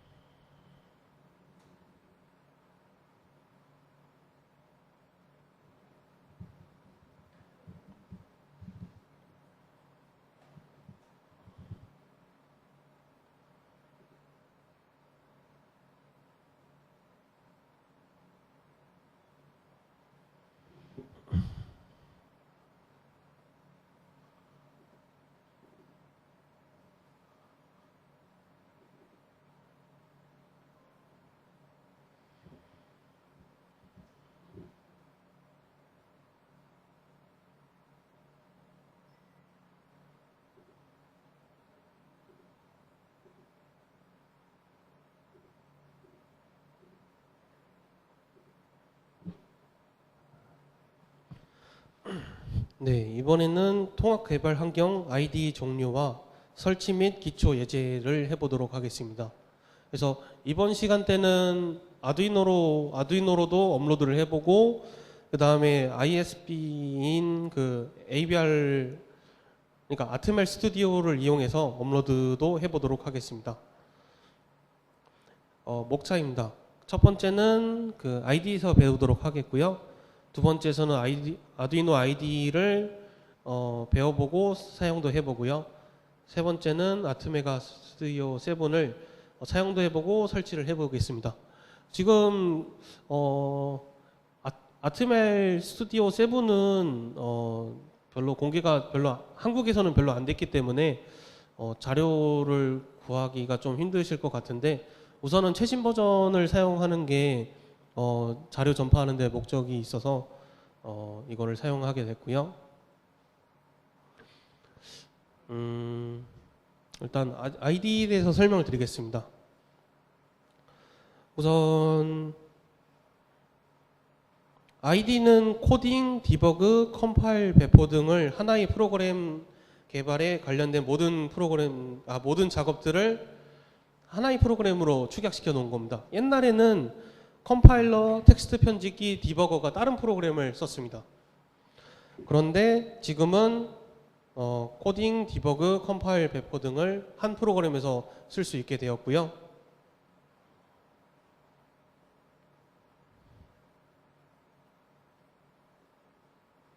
그래서 맨 처음에 이 과정대로 흘러갑니다. 코딩을 먼저 하시고, 그 다음에 디버그를 하시고, 컴파일러를 돌려가지고 그 기계어를 뽑으신 다음에 그 기계어로 업로드를 하십니다. 그래서 코딩이 어떤 건지 설명을 드리자면, 목적과 아이디어를 바탕으로 정보를 숙지한 뒤 코딩을 만드는데, 이때 알고리즘을 먼저 잡으셔야 됩니다. 알고리즘은 어떤 문제를 해결하기 위한 절차, 방법, 명령어들을 모아놓은 겁니다. 순서도를 따로 만들어 주시는 것을 추천드리는데요. 처음에 그냥 동작 된다 안 된다 이걸로 가져가시면 초반에는 좀 편하겠지만 후반 가서는 많이 힘듭니다. 여러 가지를 동시에 만드실 때 긴 코드를 만드시고 까먹고 분석하고 그다음 만들고 까먹고 분석하고 이런 과정이 계속 반복되기 때문에 코드를 정리하는 게 꼭 필요합니다. 그 과정에서 순서도를 꼭 그리는 걸 추천드리고요. 그래서 여러분들이 뭐 코딩 수업 그런 걸 들으셨을 텐데 이건 그냥 뭐 사고력을 늘리는 게 아니고 이런 일하는 방법을 배우는 거라고 저는 생각을 합니다. 그래서 이 과정은 강사님 통해서 이렇게 하는 거기 때문에 아마 이런 순서대로 저희가 교육을 할 것 같고요. 그래서 코딩은 방금 말씀드린 알고리즘과 그 명령을 컴퓨터가 알 수 있는 언어로 입력하는 모든 작업을 프로그램이라고 하고요. 코딩은 최소 범위로는 명령어들을 입력하는 행위고요. 최대 범위로는 프로그램의 전반적인 과정과 동일합니다. 그래서 코딩에 대해서 알아봤고요. 디버그 같은 경우는 코딩이 잘 됐는지 안 됐는지 확인을 하는 과정인데요. 디버그를 하면서 옳은 방향으로 가도록 정립하는 과정입니다. 이 과정이 되게 중요한데요. 여러분들이 디버깅으로 잡을 수 없을 때가 있습니다. 그거를 놓치지 않게 디버그 없이도 항상 디버그를 믿게 되면 정말 나중에는 아이러니한 상황에 빠지기 때문에 디버그가 없다고 생각을 하고 코딩을 항상 해주셔야 됩니다. 네, 그걸 강조드리고요. 그 다음 컴파일러 후에 업로드를 하는데 컴파일러 같은 경우는 이 소스 코드를 실행 파일로 바꾸는 그런 과정을 뜻합니다. 이 과정 안에는 전처리기, 컴파일러, 어셈블러, 링커가 포함되어 있고요. 전처리기는 주석과 디파인, 치안 등을 없애는 과정이 있습니다. 주석 같은 경우는 코드 옆에 무슨 설명 같은 걸 집어넣은 걸 뜻하고요. 디파인 같은 경우는 뭐 선언 같은 걸 해주는데 이거는 이거다, 이거는 이거다 이렇게 선언 같은 걸 해주는 건데 뭐 def if나 아니면 define 같은 거를 좀 치환을 해주는 거가 있습니다. 그렇고요. 그리고 컴파일러는 소스 코드를 어셈블리 파일로 변환을 해주는 걸 뜻하고요. 어셈블러는 어셈블러 파일을 오브젝트 파일로 변환을 합니다. 오브젝트 파일은 뭐 참조하는 함수나 라이브러리 등이 되겠고요. 이 링커에서는 이 오브젝트 파일을 각각 연결을 해줍니다. 그래서 기계어를 생성해 주고요. 그래서 저희가 오늘 헥사 프로그램을 얻어가지고 그거를 아두이노에다 집어넣을 아트메가 328에 집어넣을 겁니다. 그 과정을 통해서 이런 과정으로 수행이 됐구나라는 걸 이해를 하시면 되고요. 이 과정은 나중에 처음 보는 보드를 사용하실 때 뭐 변환이 잘못됐다던가 이런 거를 아실 때가 있다고 합니다. 그래서 나중에 필요할 때가 있으니까 이 과정도 기억해 두시면 나중에 도움이 될 테고요. ID는 여러 종류가 있습니다. 지금 화면에 보이시는 대로 AVR 스튜디오와 뭐 비주얼 스튜디오 코드, 아두이노 IDE, 이클립스, 그리고 ARM에 있는 IDE,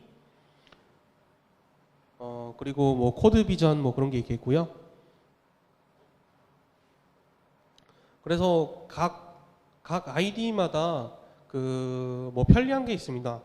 그래서 저희는 뭐 이번에는 AVR 스튜디오 7에 대해서 배워볼 텐데 노트패드 플러스나 아니면 뭐 비주얼 스튜디오 코드 뭐 그런 것도 사용을 하면 되게 편리하더라고요. 그래서 저는 하나의 아이디로는 안 만들고 여러 가지 아이디를 사용해서 좀 편리하게 사용하는 편입니다.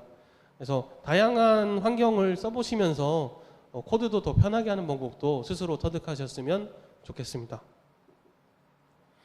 아두이노 IDE입니다. 아두이노 IDE는 내부에 있는 그 코덱이 그 UTF-8로 그 기반이 되어 있고요. 그래서 이 코덱은 기억을 하셔야 될 게 인터넷에서 저희가 코드를 복사해 올 거잖아요.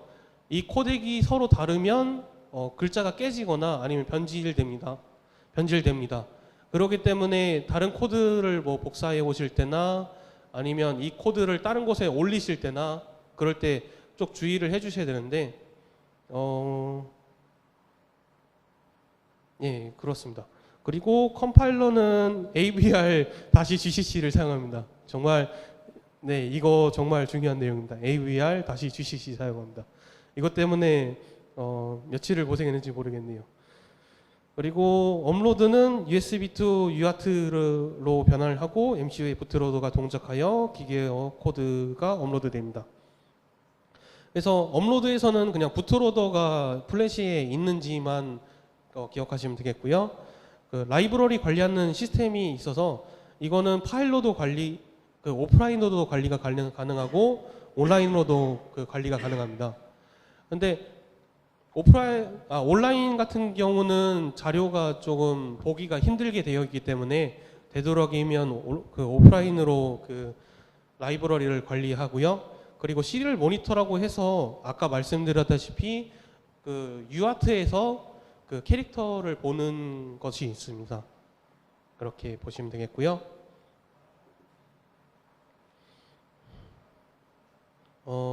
아두이노 ID를 설치를 해보도록 하겠습니다.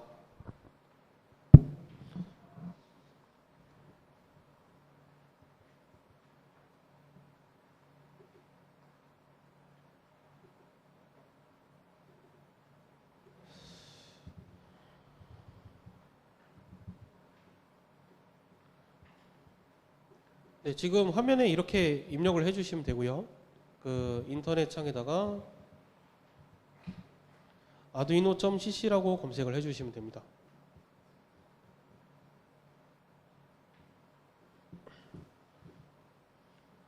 네, 이거 하고 나서 바로 그 스튜디오 7으로 넘어가니까 이거는 참고하시면 되는데 나중에 코드 할 때도 추가적으로 사용할 수도 있고요. 아니면 그 스튜디오 7으로 쭉 할 수도 있는데 이거는 추후에 그 좀 더 편리한 것으로 더 진행을 할 예정입니다.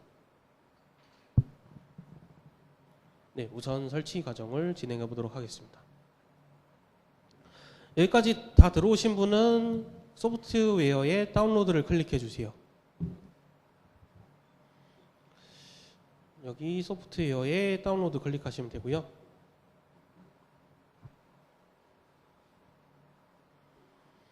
뭐 다 해보셨을 테니까 금방금방 넘어가도록 하겠습니다.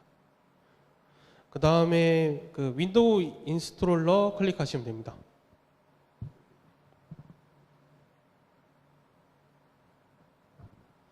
그리고 못 따라오신 분들은 그 손 들어주시면 됩니다.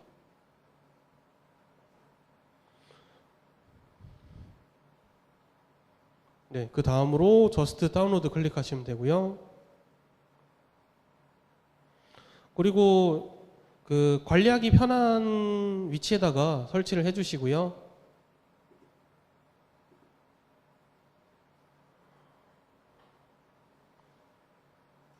그리고 실행을 시켜주시면 됩니다. 이 실행 시켜줄 때 계속 다음 넘어가서 쭉 실행을 시켜주시면 되고요.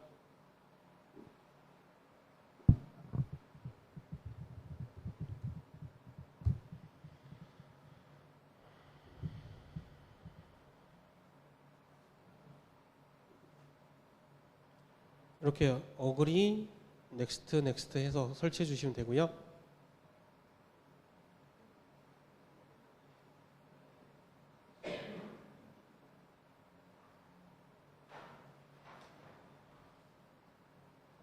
그리고 아두이노 사용하시다가 그 라이브러리가 충돌해가지고 그 컴파일이 안 되는 분들이 정말 가끔씩 계시는데 그럴 때는 파일 이름을 다르게 해가지고 설치를 해주시면 됩니다. 그 아까 그 뭐 설치하는 그 창 있잖아요. 거기서 뭐 확장자를 뭐 좀 변경해 주시면 됩니다.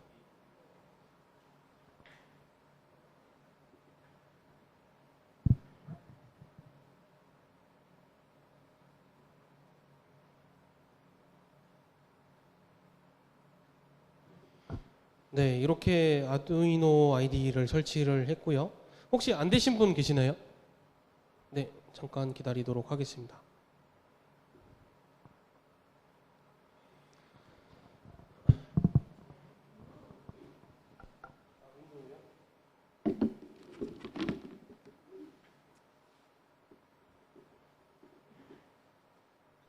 네, 그 설치가 다 되는 걸 확인했고요. 그리고 지금 화면과 같이 그 USB 케이블을 그 아두이노 우노에 연결해 주시면 되겠습니다.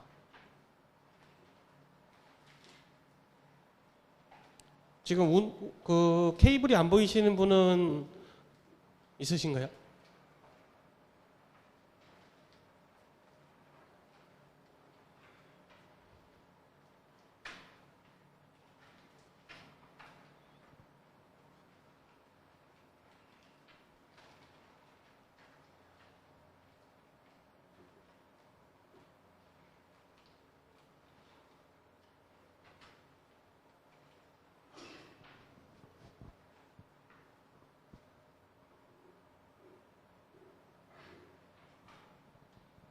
네, 그 케이블 보시면 한쪽은 USB 포트고 다른 쪽은 그 마이크로 B 케이블이라고 부릅니다. 마이크로 B 포트라고 부릅니다. 그래서 마이크로 B는 아두이노 우노 쪽에 연결을 하시고 USB는 그 컴퓨터에 연결을 하시면 됩니다.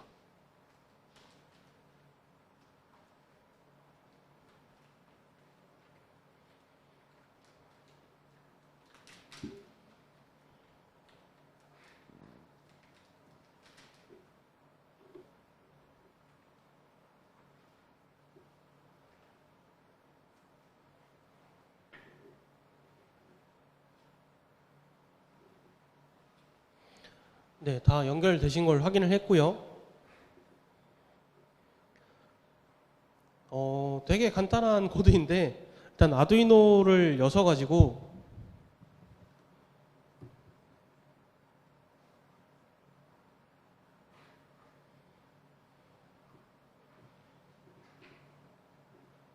그러면 이 새 화면이겠죠? 여기다가 이대로 적어주시면 되겠습니다.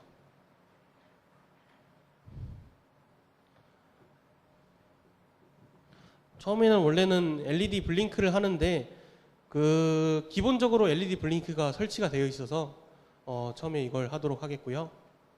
그래서 아두이노로 해보고 그 다음에 그 저기 아트멜 스튜디오로도 해보고 해서 둘이 비교하는 과정을 해보도록 하겠습니다.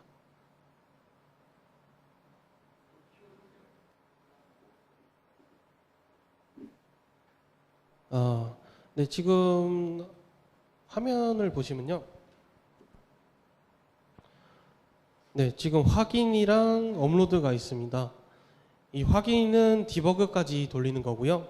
업로드는 그 업로드까지 다 실행을 시키는 겁니다. 그래서 여러분들이 하실 일은 이 업로드만 클릭하시면 되겠습니다. 그래서 이 밑쪽에 업로드 완료 이런 식으로 뜨면 성공이고요.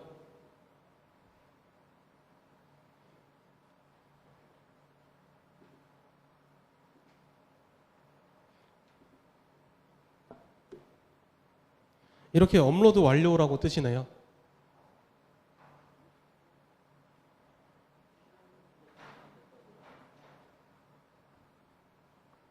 네. 네, 지금 이거는 그 아트멜 스튜디오 7에서도 할 일인데요. 보드랑 포트를 잡아 주셔야 됩니다. 그래서 보드 클릭해 주시고요. 보드에서 아두이노 우노 잡아 주시면 되고요. 네, 툴에서 보드에 아두이노 우노 잡아주시면 되고, 그리고 이걸 클릭하시면 다시 처음으로 돌아가실 텐데, 툴에서 포트에서 그 컴포트라고 뜰 겁니다. 그거를 클릭해 주시면 됩니다.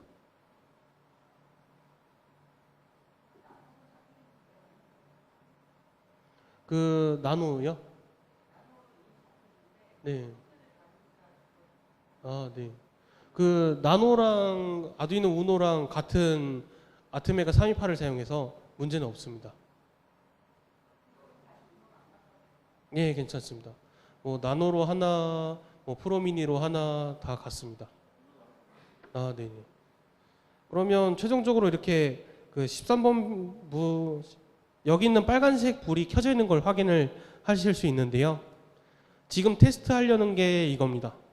이거를 끄고 키고를 이 LED를 끄고 키고를 컨트롤 하는 게 목적이고요.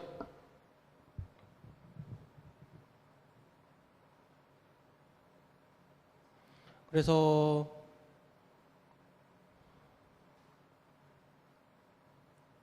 먼저 설명을 드리자면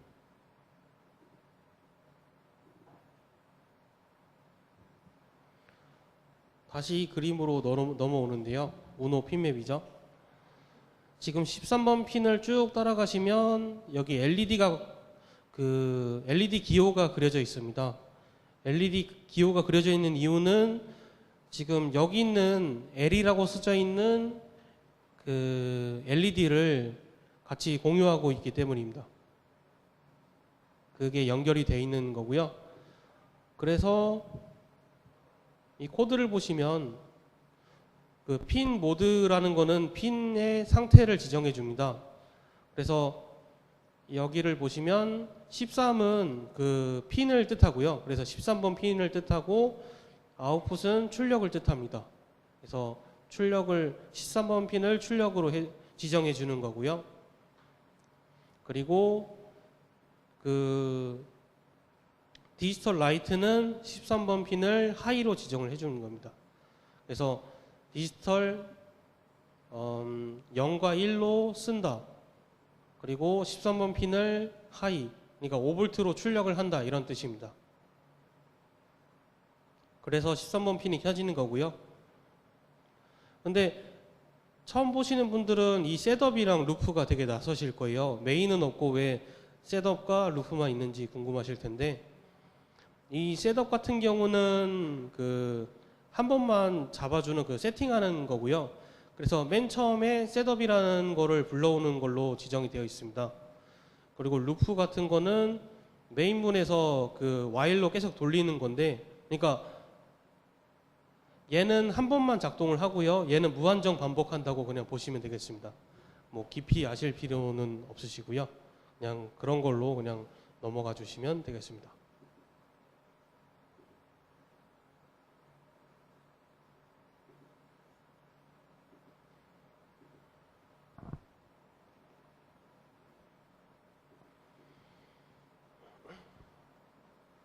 그래서 그 아두이노 코드로 그 불을 끄고 켜려면 이렇게 한다는 걸 배웠고요. 그리고 만약에 끄려고 하면 지금 13에 하이라고 적혀 있는 거를 로우로 바꾸기만 하면 꺼진다는 것도 보실 수 있습니다. 그 대문자로 LOW라고 치면 꺼지고요. 네, 그리고 나서 업로드 하시면 됩니다.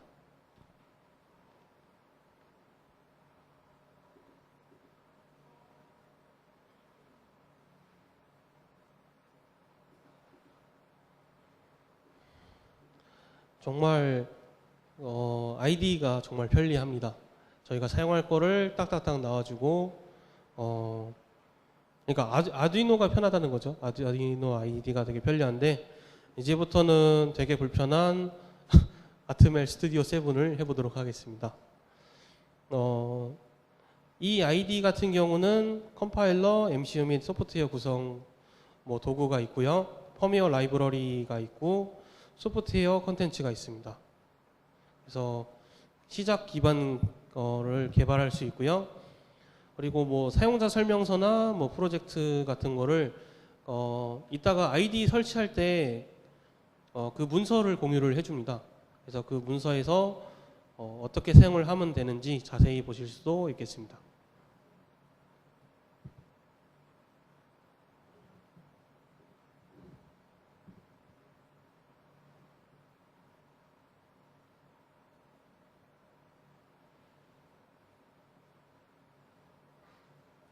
그리고 아트멜 스튜디오는 이전까지는 그 AVR 스튜디오로 불렀습니다. 그런데 6.0부터서는 그 아트멜 스튜디오로 이름이 바뀌었습니다. 그래서 여러분들도 뭔가 공부를 하실 때 아트멜 스튜디오 뭐 4점 버전대나 아니면 그 5점대 버전으로 공부를 하시면 되겠습니다. 그리고 그 스튜디오 7은 그 모든 AVR 및 3 마이크로 컨트롤러 개발이 가능하고요. 네, 그렇게 보시면 되겠습니다. 그리고 각종 라이브러리들이 그 지원이 됩니다. AVR 라이브러리는 예전에는 다 만들었다고 하는데 지금은 지원이 돼서 그대로 사용하셔도 충분합니다.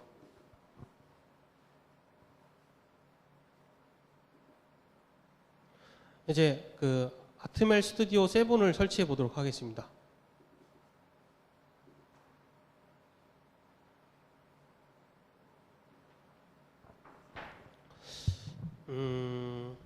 지금 이걸 안 받으실 분들도 계시니까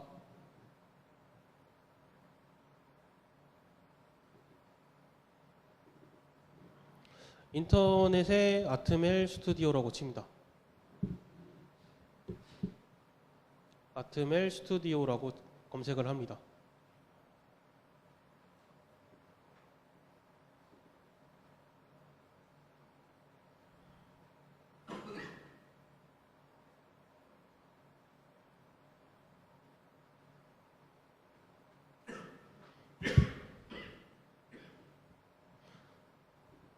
네, 그리고 나서 제일 상단에 있는 아트멜 스튜디오 7을 그 여기 있는 링크를 들어가시면 되고요.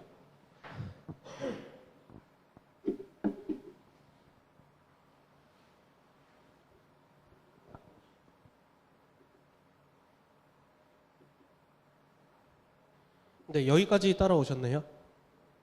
네. 그 다음에 휠로 그 아래를 좀 내려가셔서 여기 있는 아트멜 스튜디오를 설치하시면 되는데 외부로 설치하셔도 되고 아니면 오프라인으로 설치하셔도 되는데 각각 사이즈가 다릅니다. 그래서 편하신 걸로 설치를 해주시면 되는데 저희가 와이파이 환경이잖아요. 그러다 보니까 되도록이면 오프라인으로 설치를 먼저 한 후에 그 설치를 하시는 것을 추천드립니다. 일단 원하시는 걸로 설치하셔도 지금은 무방하기 때문에 네, 설치해 주시면 됩니다. 근데 이 과정 중에서 뭔가 네, 일단은 우선 다운로드 해주시면 되겠습니다.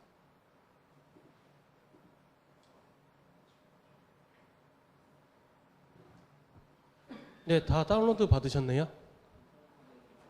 네? 아, 네네.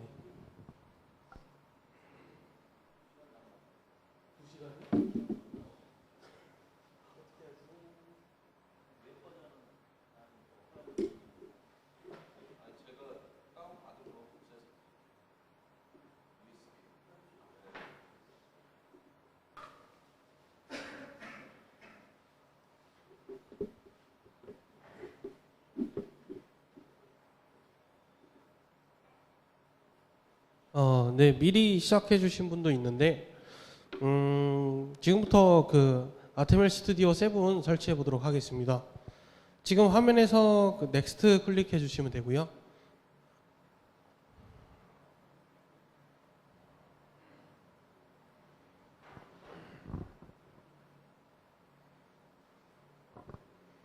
그리고 여기서 어그리 누르시고 넥스트 또 클릭해 주시면 됩니다.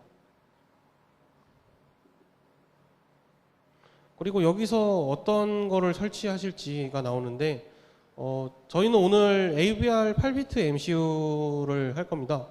그래서 나머지 것들은 꺼주셔도 됩니다. 그런데 여러분들이 나중에 어떤 걸 하실 건지 모르기 때문에 전체적으로 다 설치를 해주시고요. 그리고 여기서도 또 그 예제들도 설치하도록 하겠습니다. 네, 넥스트 클릭해 주시고요. 그리고 인스톨 해주시면 되겠습니다.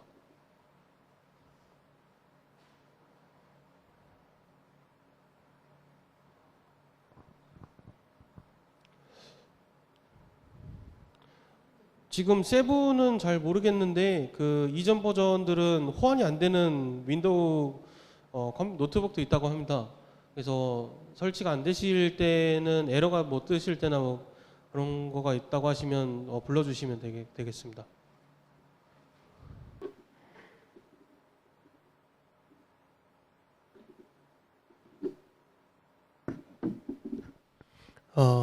네. 네, 여기서 이거 체크해 주시고 클로즈 눌러 주시면 실행이 되고요.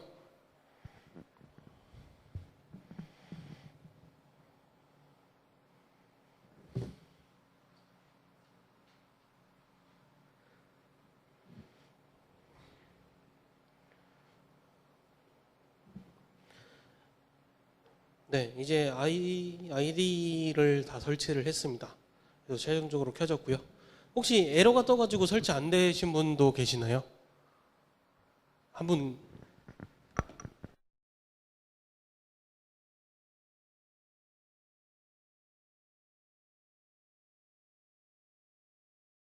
어차피 오늘은 그 간단히 보고 그러다가 예제를 할 거기 때문에요. 우선 세 분이 지금 아직 안 되셨는데 오늘은 설치하는 걸로 일단 보시면 되고 예제를 그러니까 올리는 방법은 꼭 보셔야 합니다.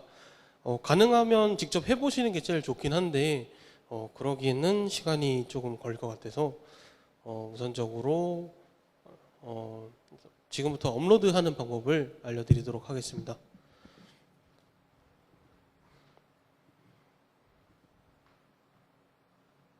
제일 먼저 그 프로젝트를 만들어 주셔야 되는데요.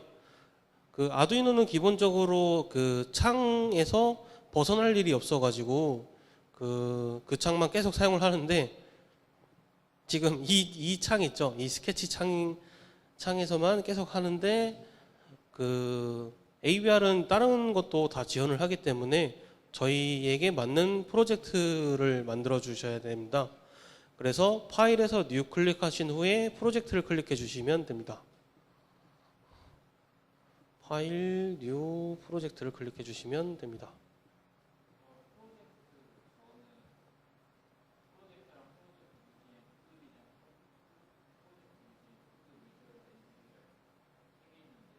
아, 네네. 여기까지 클릭을 하신 거죠? 네. 여기서 두 번째 거 클릭하시면 됩니다. 네, 여기 들어오신 거죠? 네. 여기서 두 번째 거 클릭하시고요. 그 다음에 이름을 블링크로 바꿔주세요. 이것도 파일명을 관리를 해야 돼서 오늘 날짜 쓰시고 19-12-07 쓰시고 블링크라고 이름을 짓겠습니다.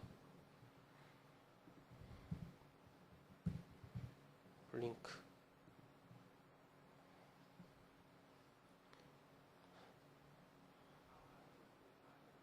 그리고 적당히 그냥 이름 지어주시고 그 OK 눌러주시면 됩니다.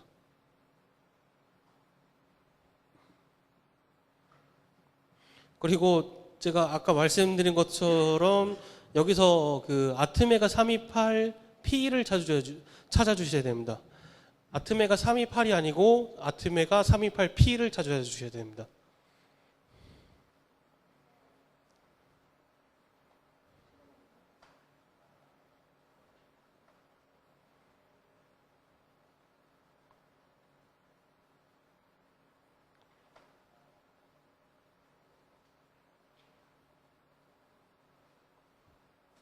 네, 그 다음 OK 눌러주시면 돼요.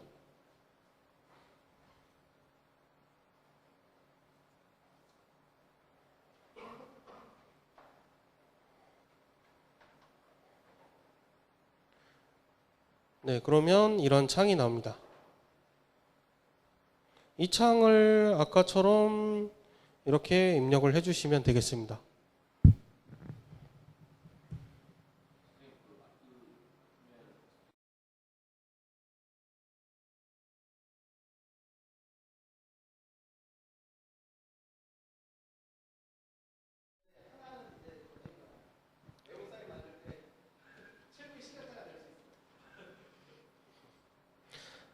네, 지금 보시면 여기서 일단 저장 먼저 해주시고요. 여기 저장 버튼 있죠? 뭐 파일에 뭐 세이브 메인 C 해도 되고, 그래서 저장 먼저 해주시고, 그러면 저희가 지금 이 폴더를 만들었잖아요. 이 프로젝트를 만들고 이 코드는 메인 C에 저장이 되었습니다. 메인 C에 저장이 되었고요. 이제 이 메인 C를 컴파일 해서 해보겠습니다.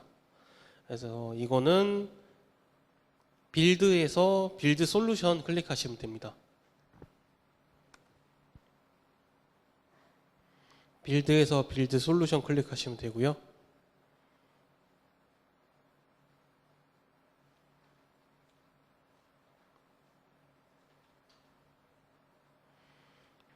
네, 그러면 최종적으로 빌드 석세스라고 나옵니다. 혹시 이게 안 나오시는 분 계신가요? 그러면 코드를 살짝 변경해 주시면 될 것 같습니다.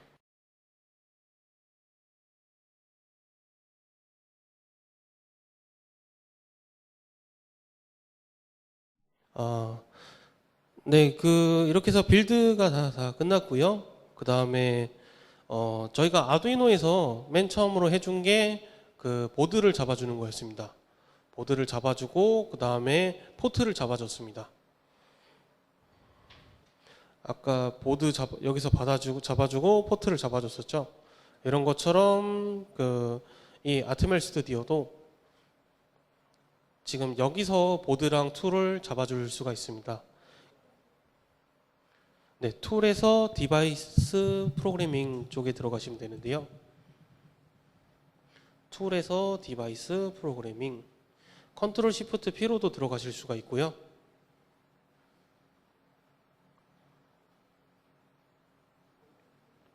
네, 클릭하셨고, 네, 이제 연결을 해주셔야 되는데요. 네, 이거 전에 연결을 먼저 해주셔야 되네요.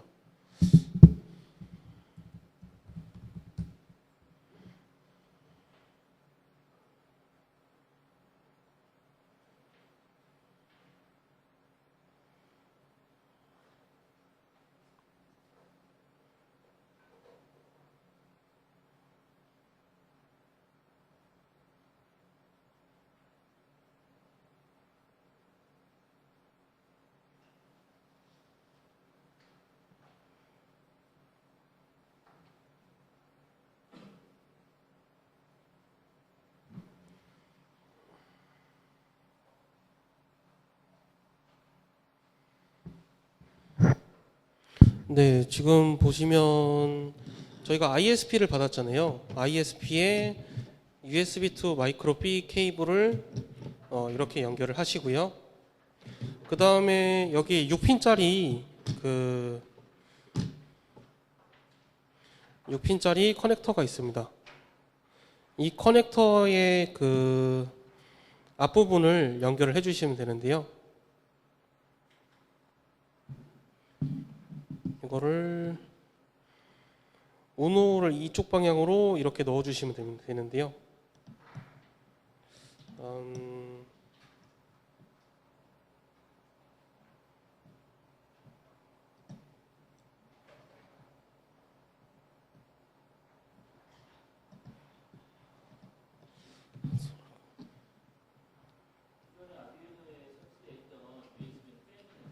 예, 빼시면 됩니다.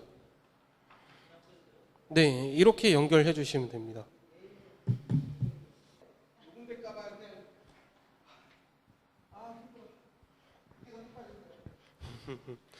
네. 그 지금 화면 보시면 그 우노 밑에 쪽 보시면 네, 리셋, GND 그리고 그 MOSI, 오볼트, MISO, SCK가 있는데요. 이 SCK는 클럭 같은 거를 보내는 녀석이고 이 MISO, MOSI는 그 SPI 통신 때 사용을 하는 겁니다. 그리고 하나가 더 있을 텐데 네, 이렇게 세 개로 SPI 통신을 하는 거고요. 그래서 저희가 받은 ISP도 이런 게 있기 때문에 6핀 커넥트가 이렇게 이루어져 있습니다. 그래서 그거에 맞게 연결을 해주시면 되고요. 아까 말씀해 주신 거는 이 5V 점퍼는 이렇게 생겼고요. 지원되는 디바이스는 이렇게 많이 있고요. 뭐 연결 방법도 있긴 한데 스튜디오가 바뀌어서 도움은 안 되고요. 그래서 결론적으로 이런 식으로 연결을 해주시면 됩니다. 아까 그걸 토대로 연결을 해주시면 되고요.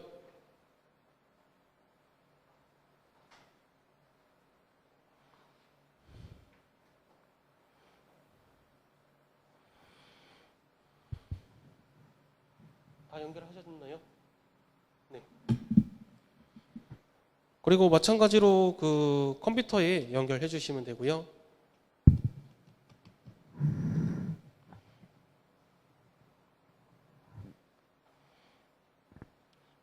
네, 그리고 툴에서 아까처럼 디바이스 프로그래밍 클릭해 주시고 여기서 이제 잡아 주시면 됩니다. AVR ISP MK2 보이시나요?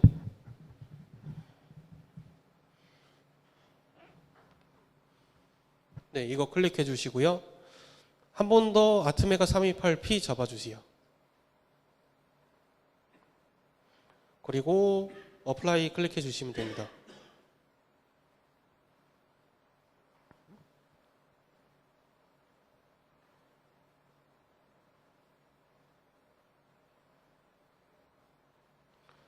그리고 맨 처음에 리드 이거 클릭해 주시고요. 먼저 이거 클럭부터 잡아야 되겠네요. ISP 클럭 셋 클릭해 주세요. 네, 지금 ISP 클럭 셋 클릭해 주세요. 네, 기본 값 넣어 주시면 됩니다.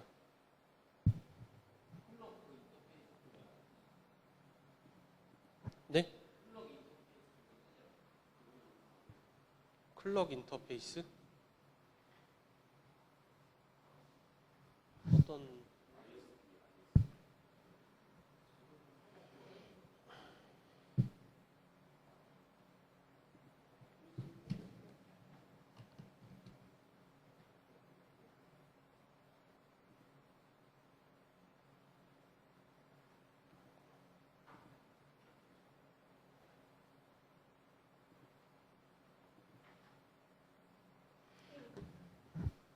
네, 여기까지 뜨시나요? 네, 밑에 세팅 인터페이스 세팅 OK라고 뜨면 됩니다.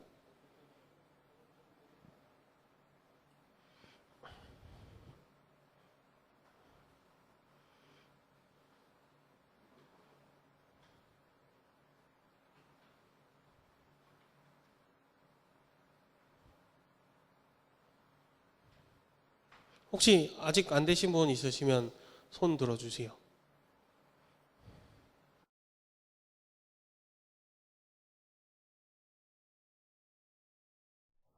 네.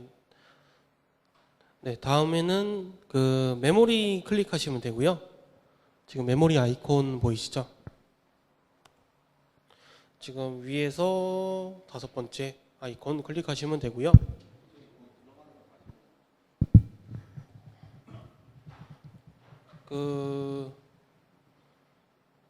네, 여기 툴에서 디바이스 프로그래밍 클릭하시면 됩니다. 그리고 어플라이 클릭하신 후에 네, 요거 셋 클릭해 주시고요. 그 다음에 메모리에서 네, 여기 있는 거 클릭해 주시면 됩니다. 그래서 폴더 찾기 해주시면 되고요. 이제 저희가 만드는 그 예제를 찾아주셔야 되는데, 아까 프로젝트 이름 만드신 거 있잖아요. 그거 찾아서 들어가 주시면 됩니다.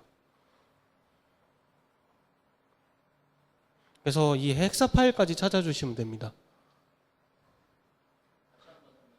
네.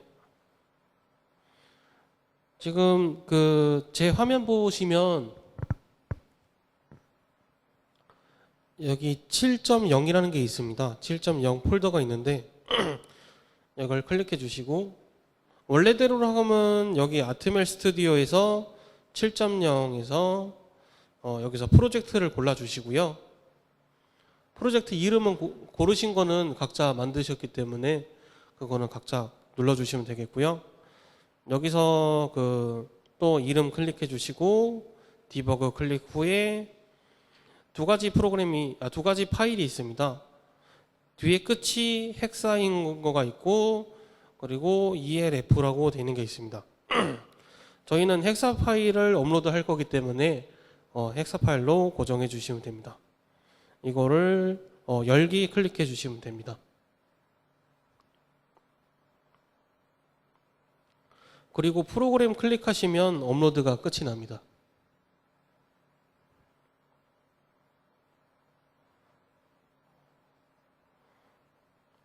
근데 매번 뭐 빌드하고 이거 뭐 프로그램 들어가가지고 어플라이 클릭해주고 막 하기 너무 귀찮잖아요.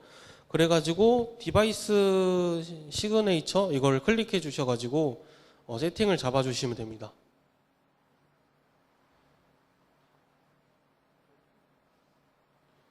지금 이렇게 저처럼 떴나요? 이 아이디 값이 떴나요?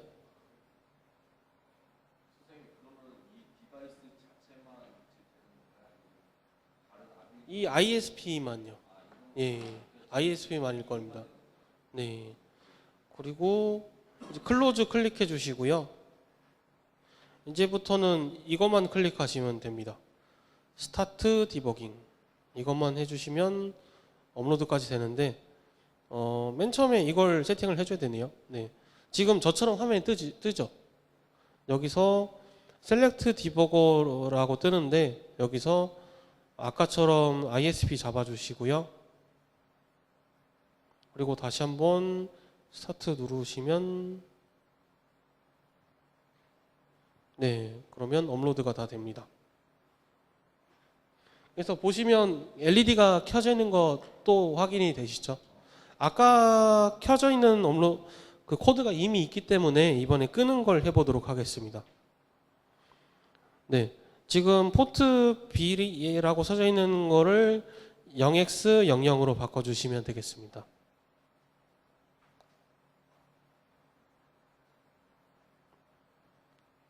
네, 그리고 나서 스타트 디버깅을 클릭해 주세요.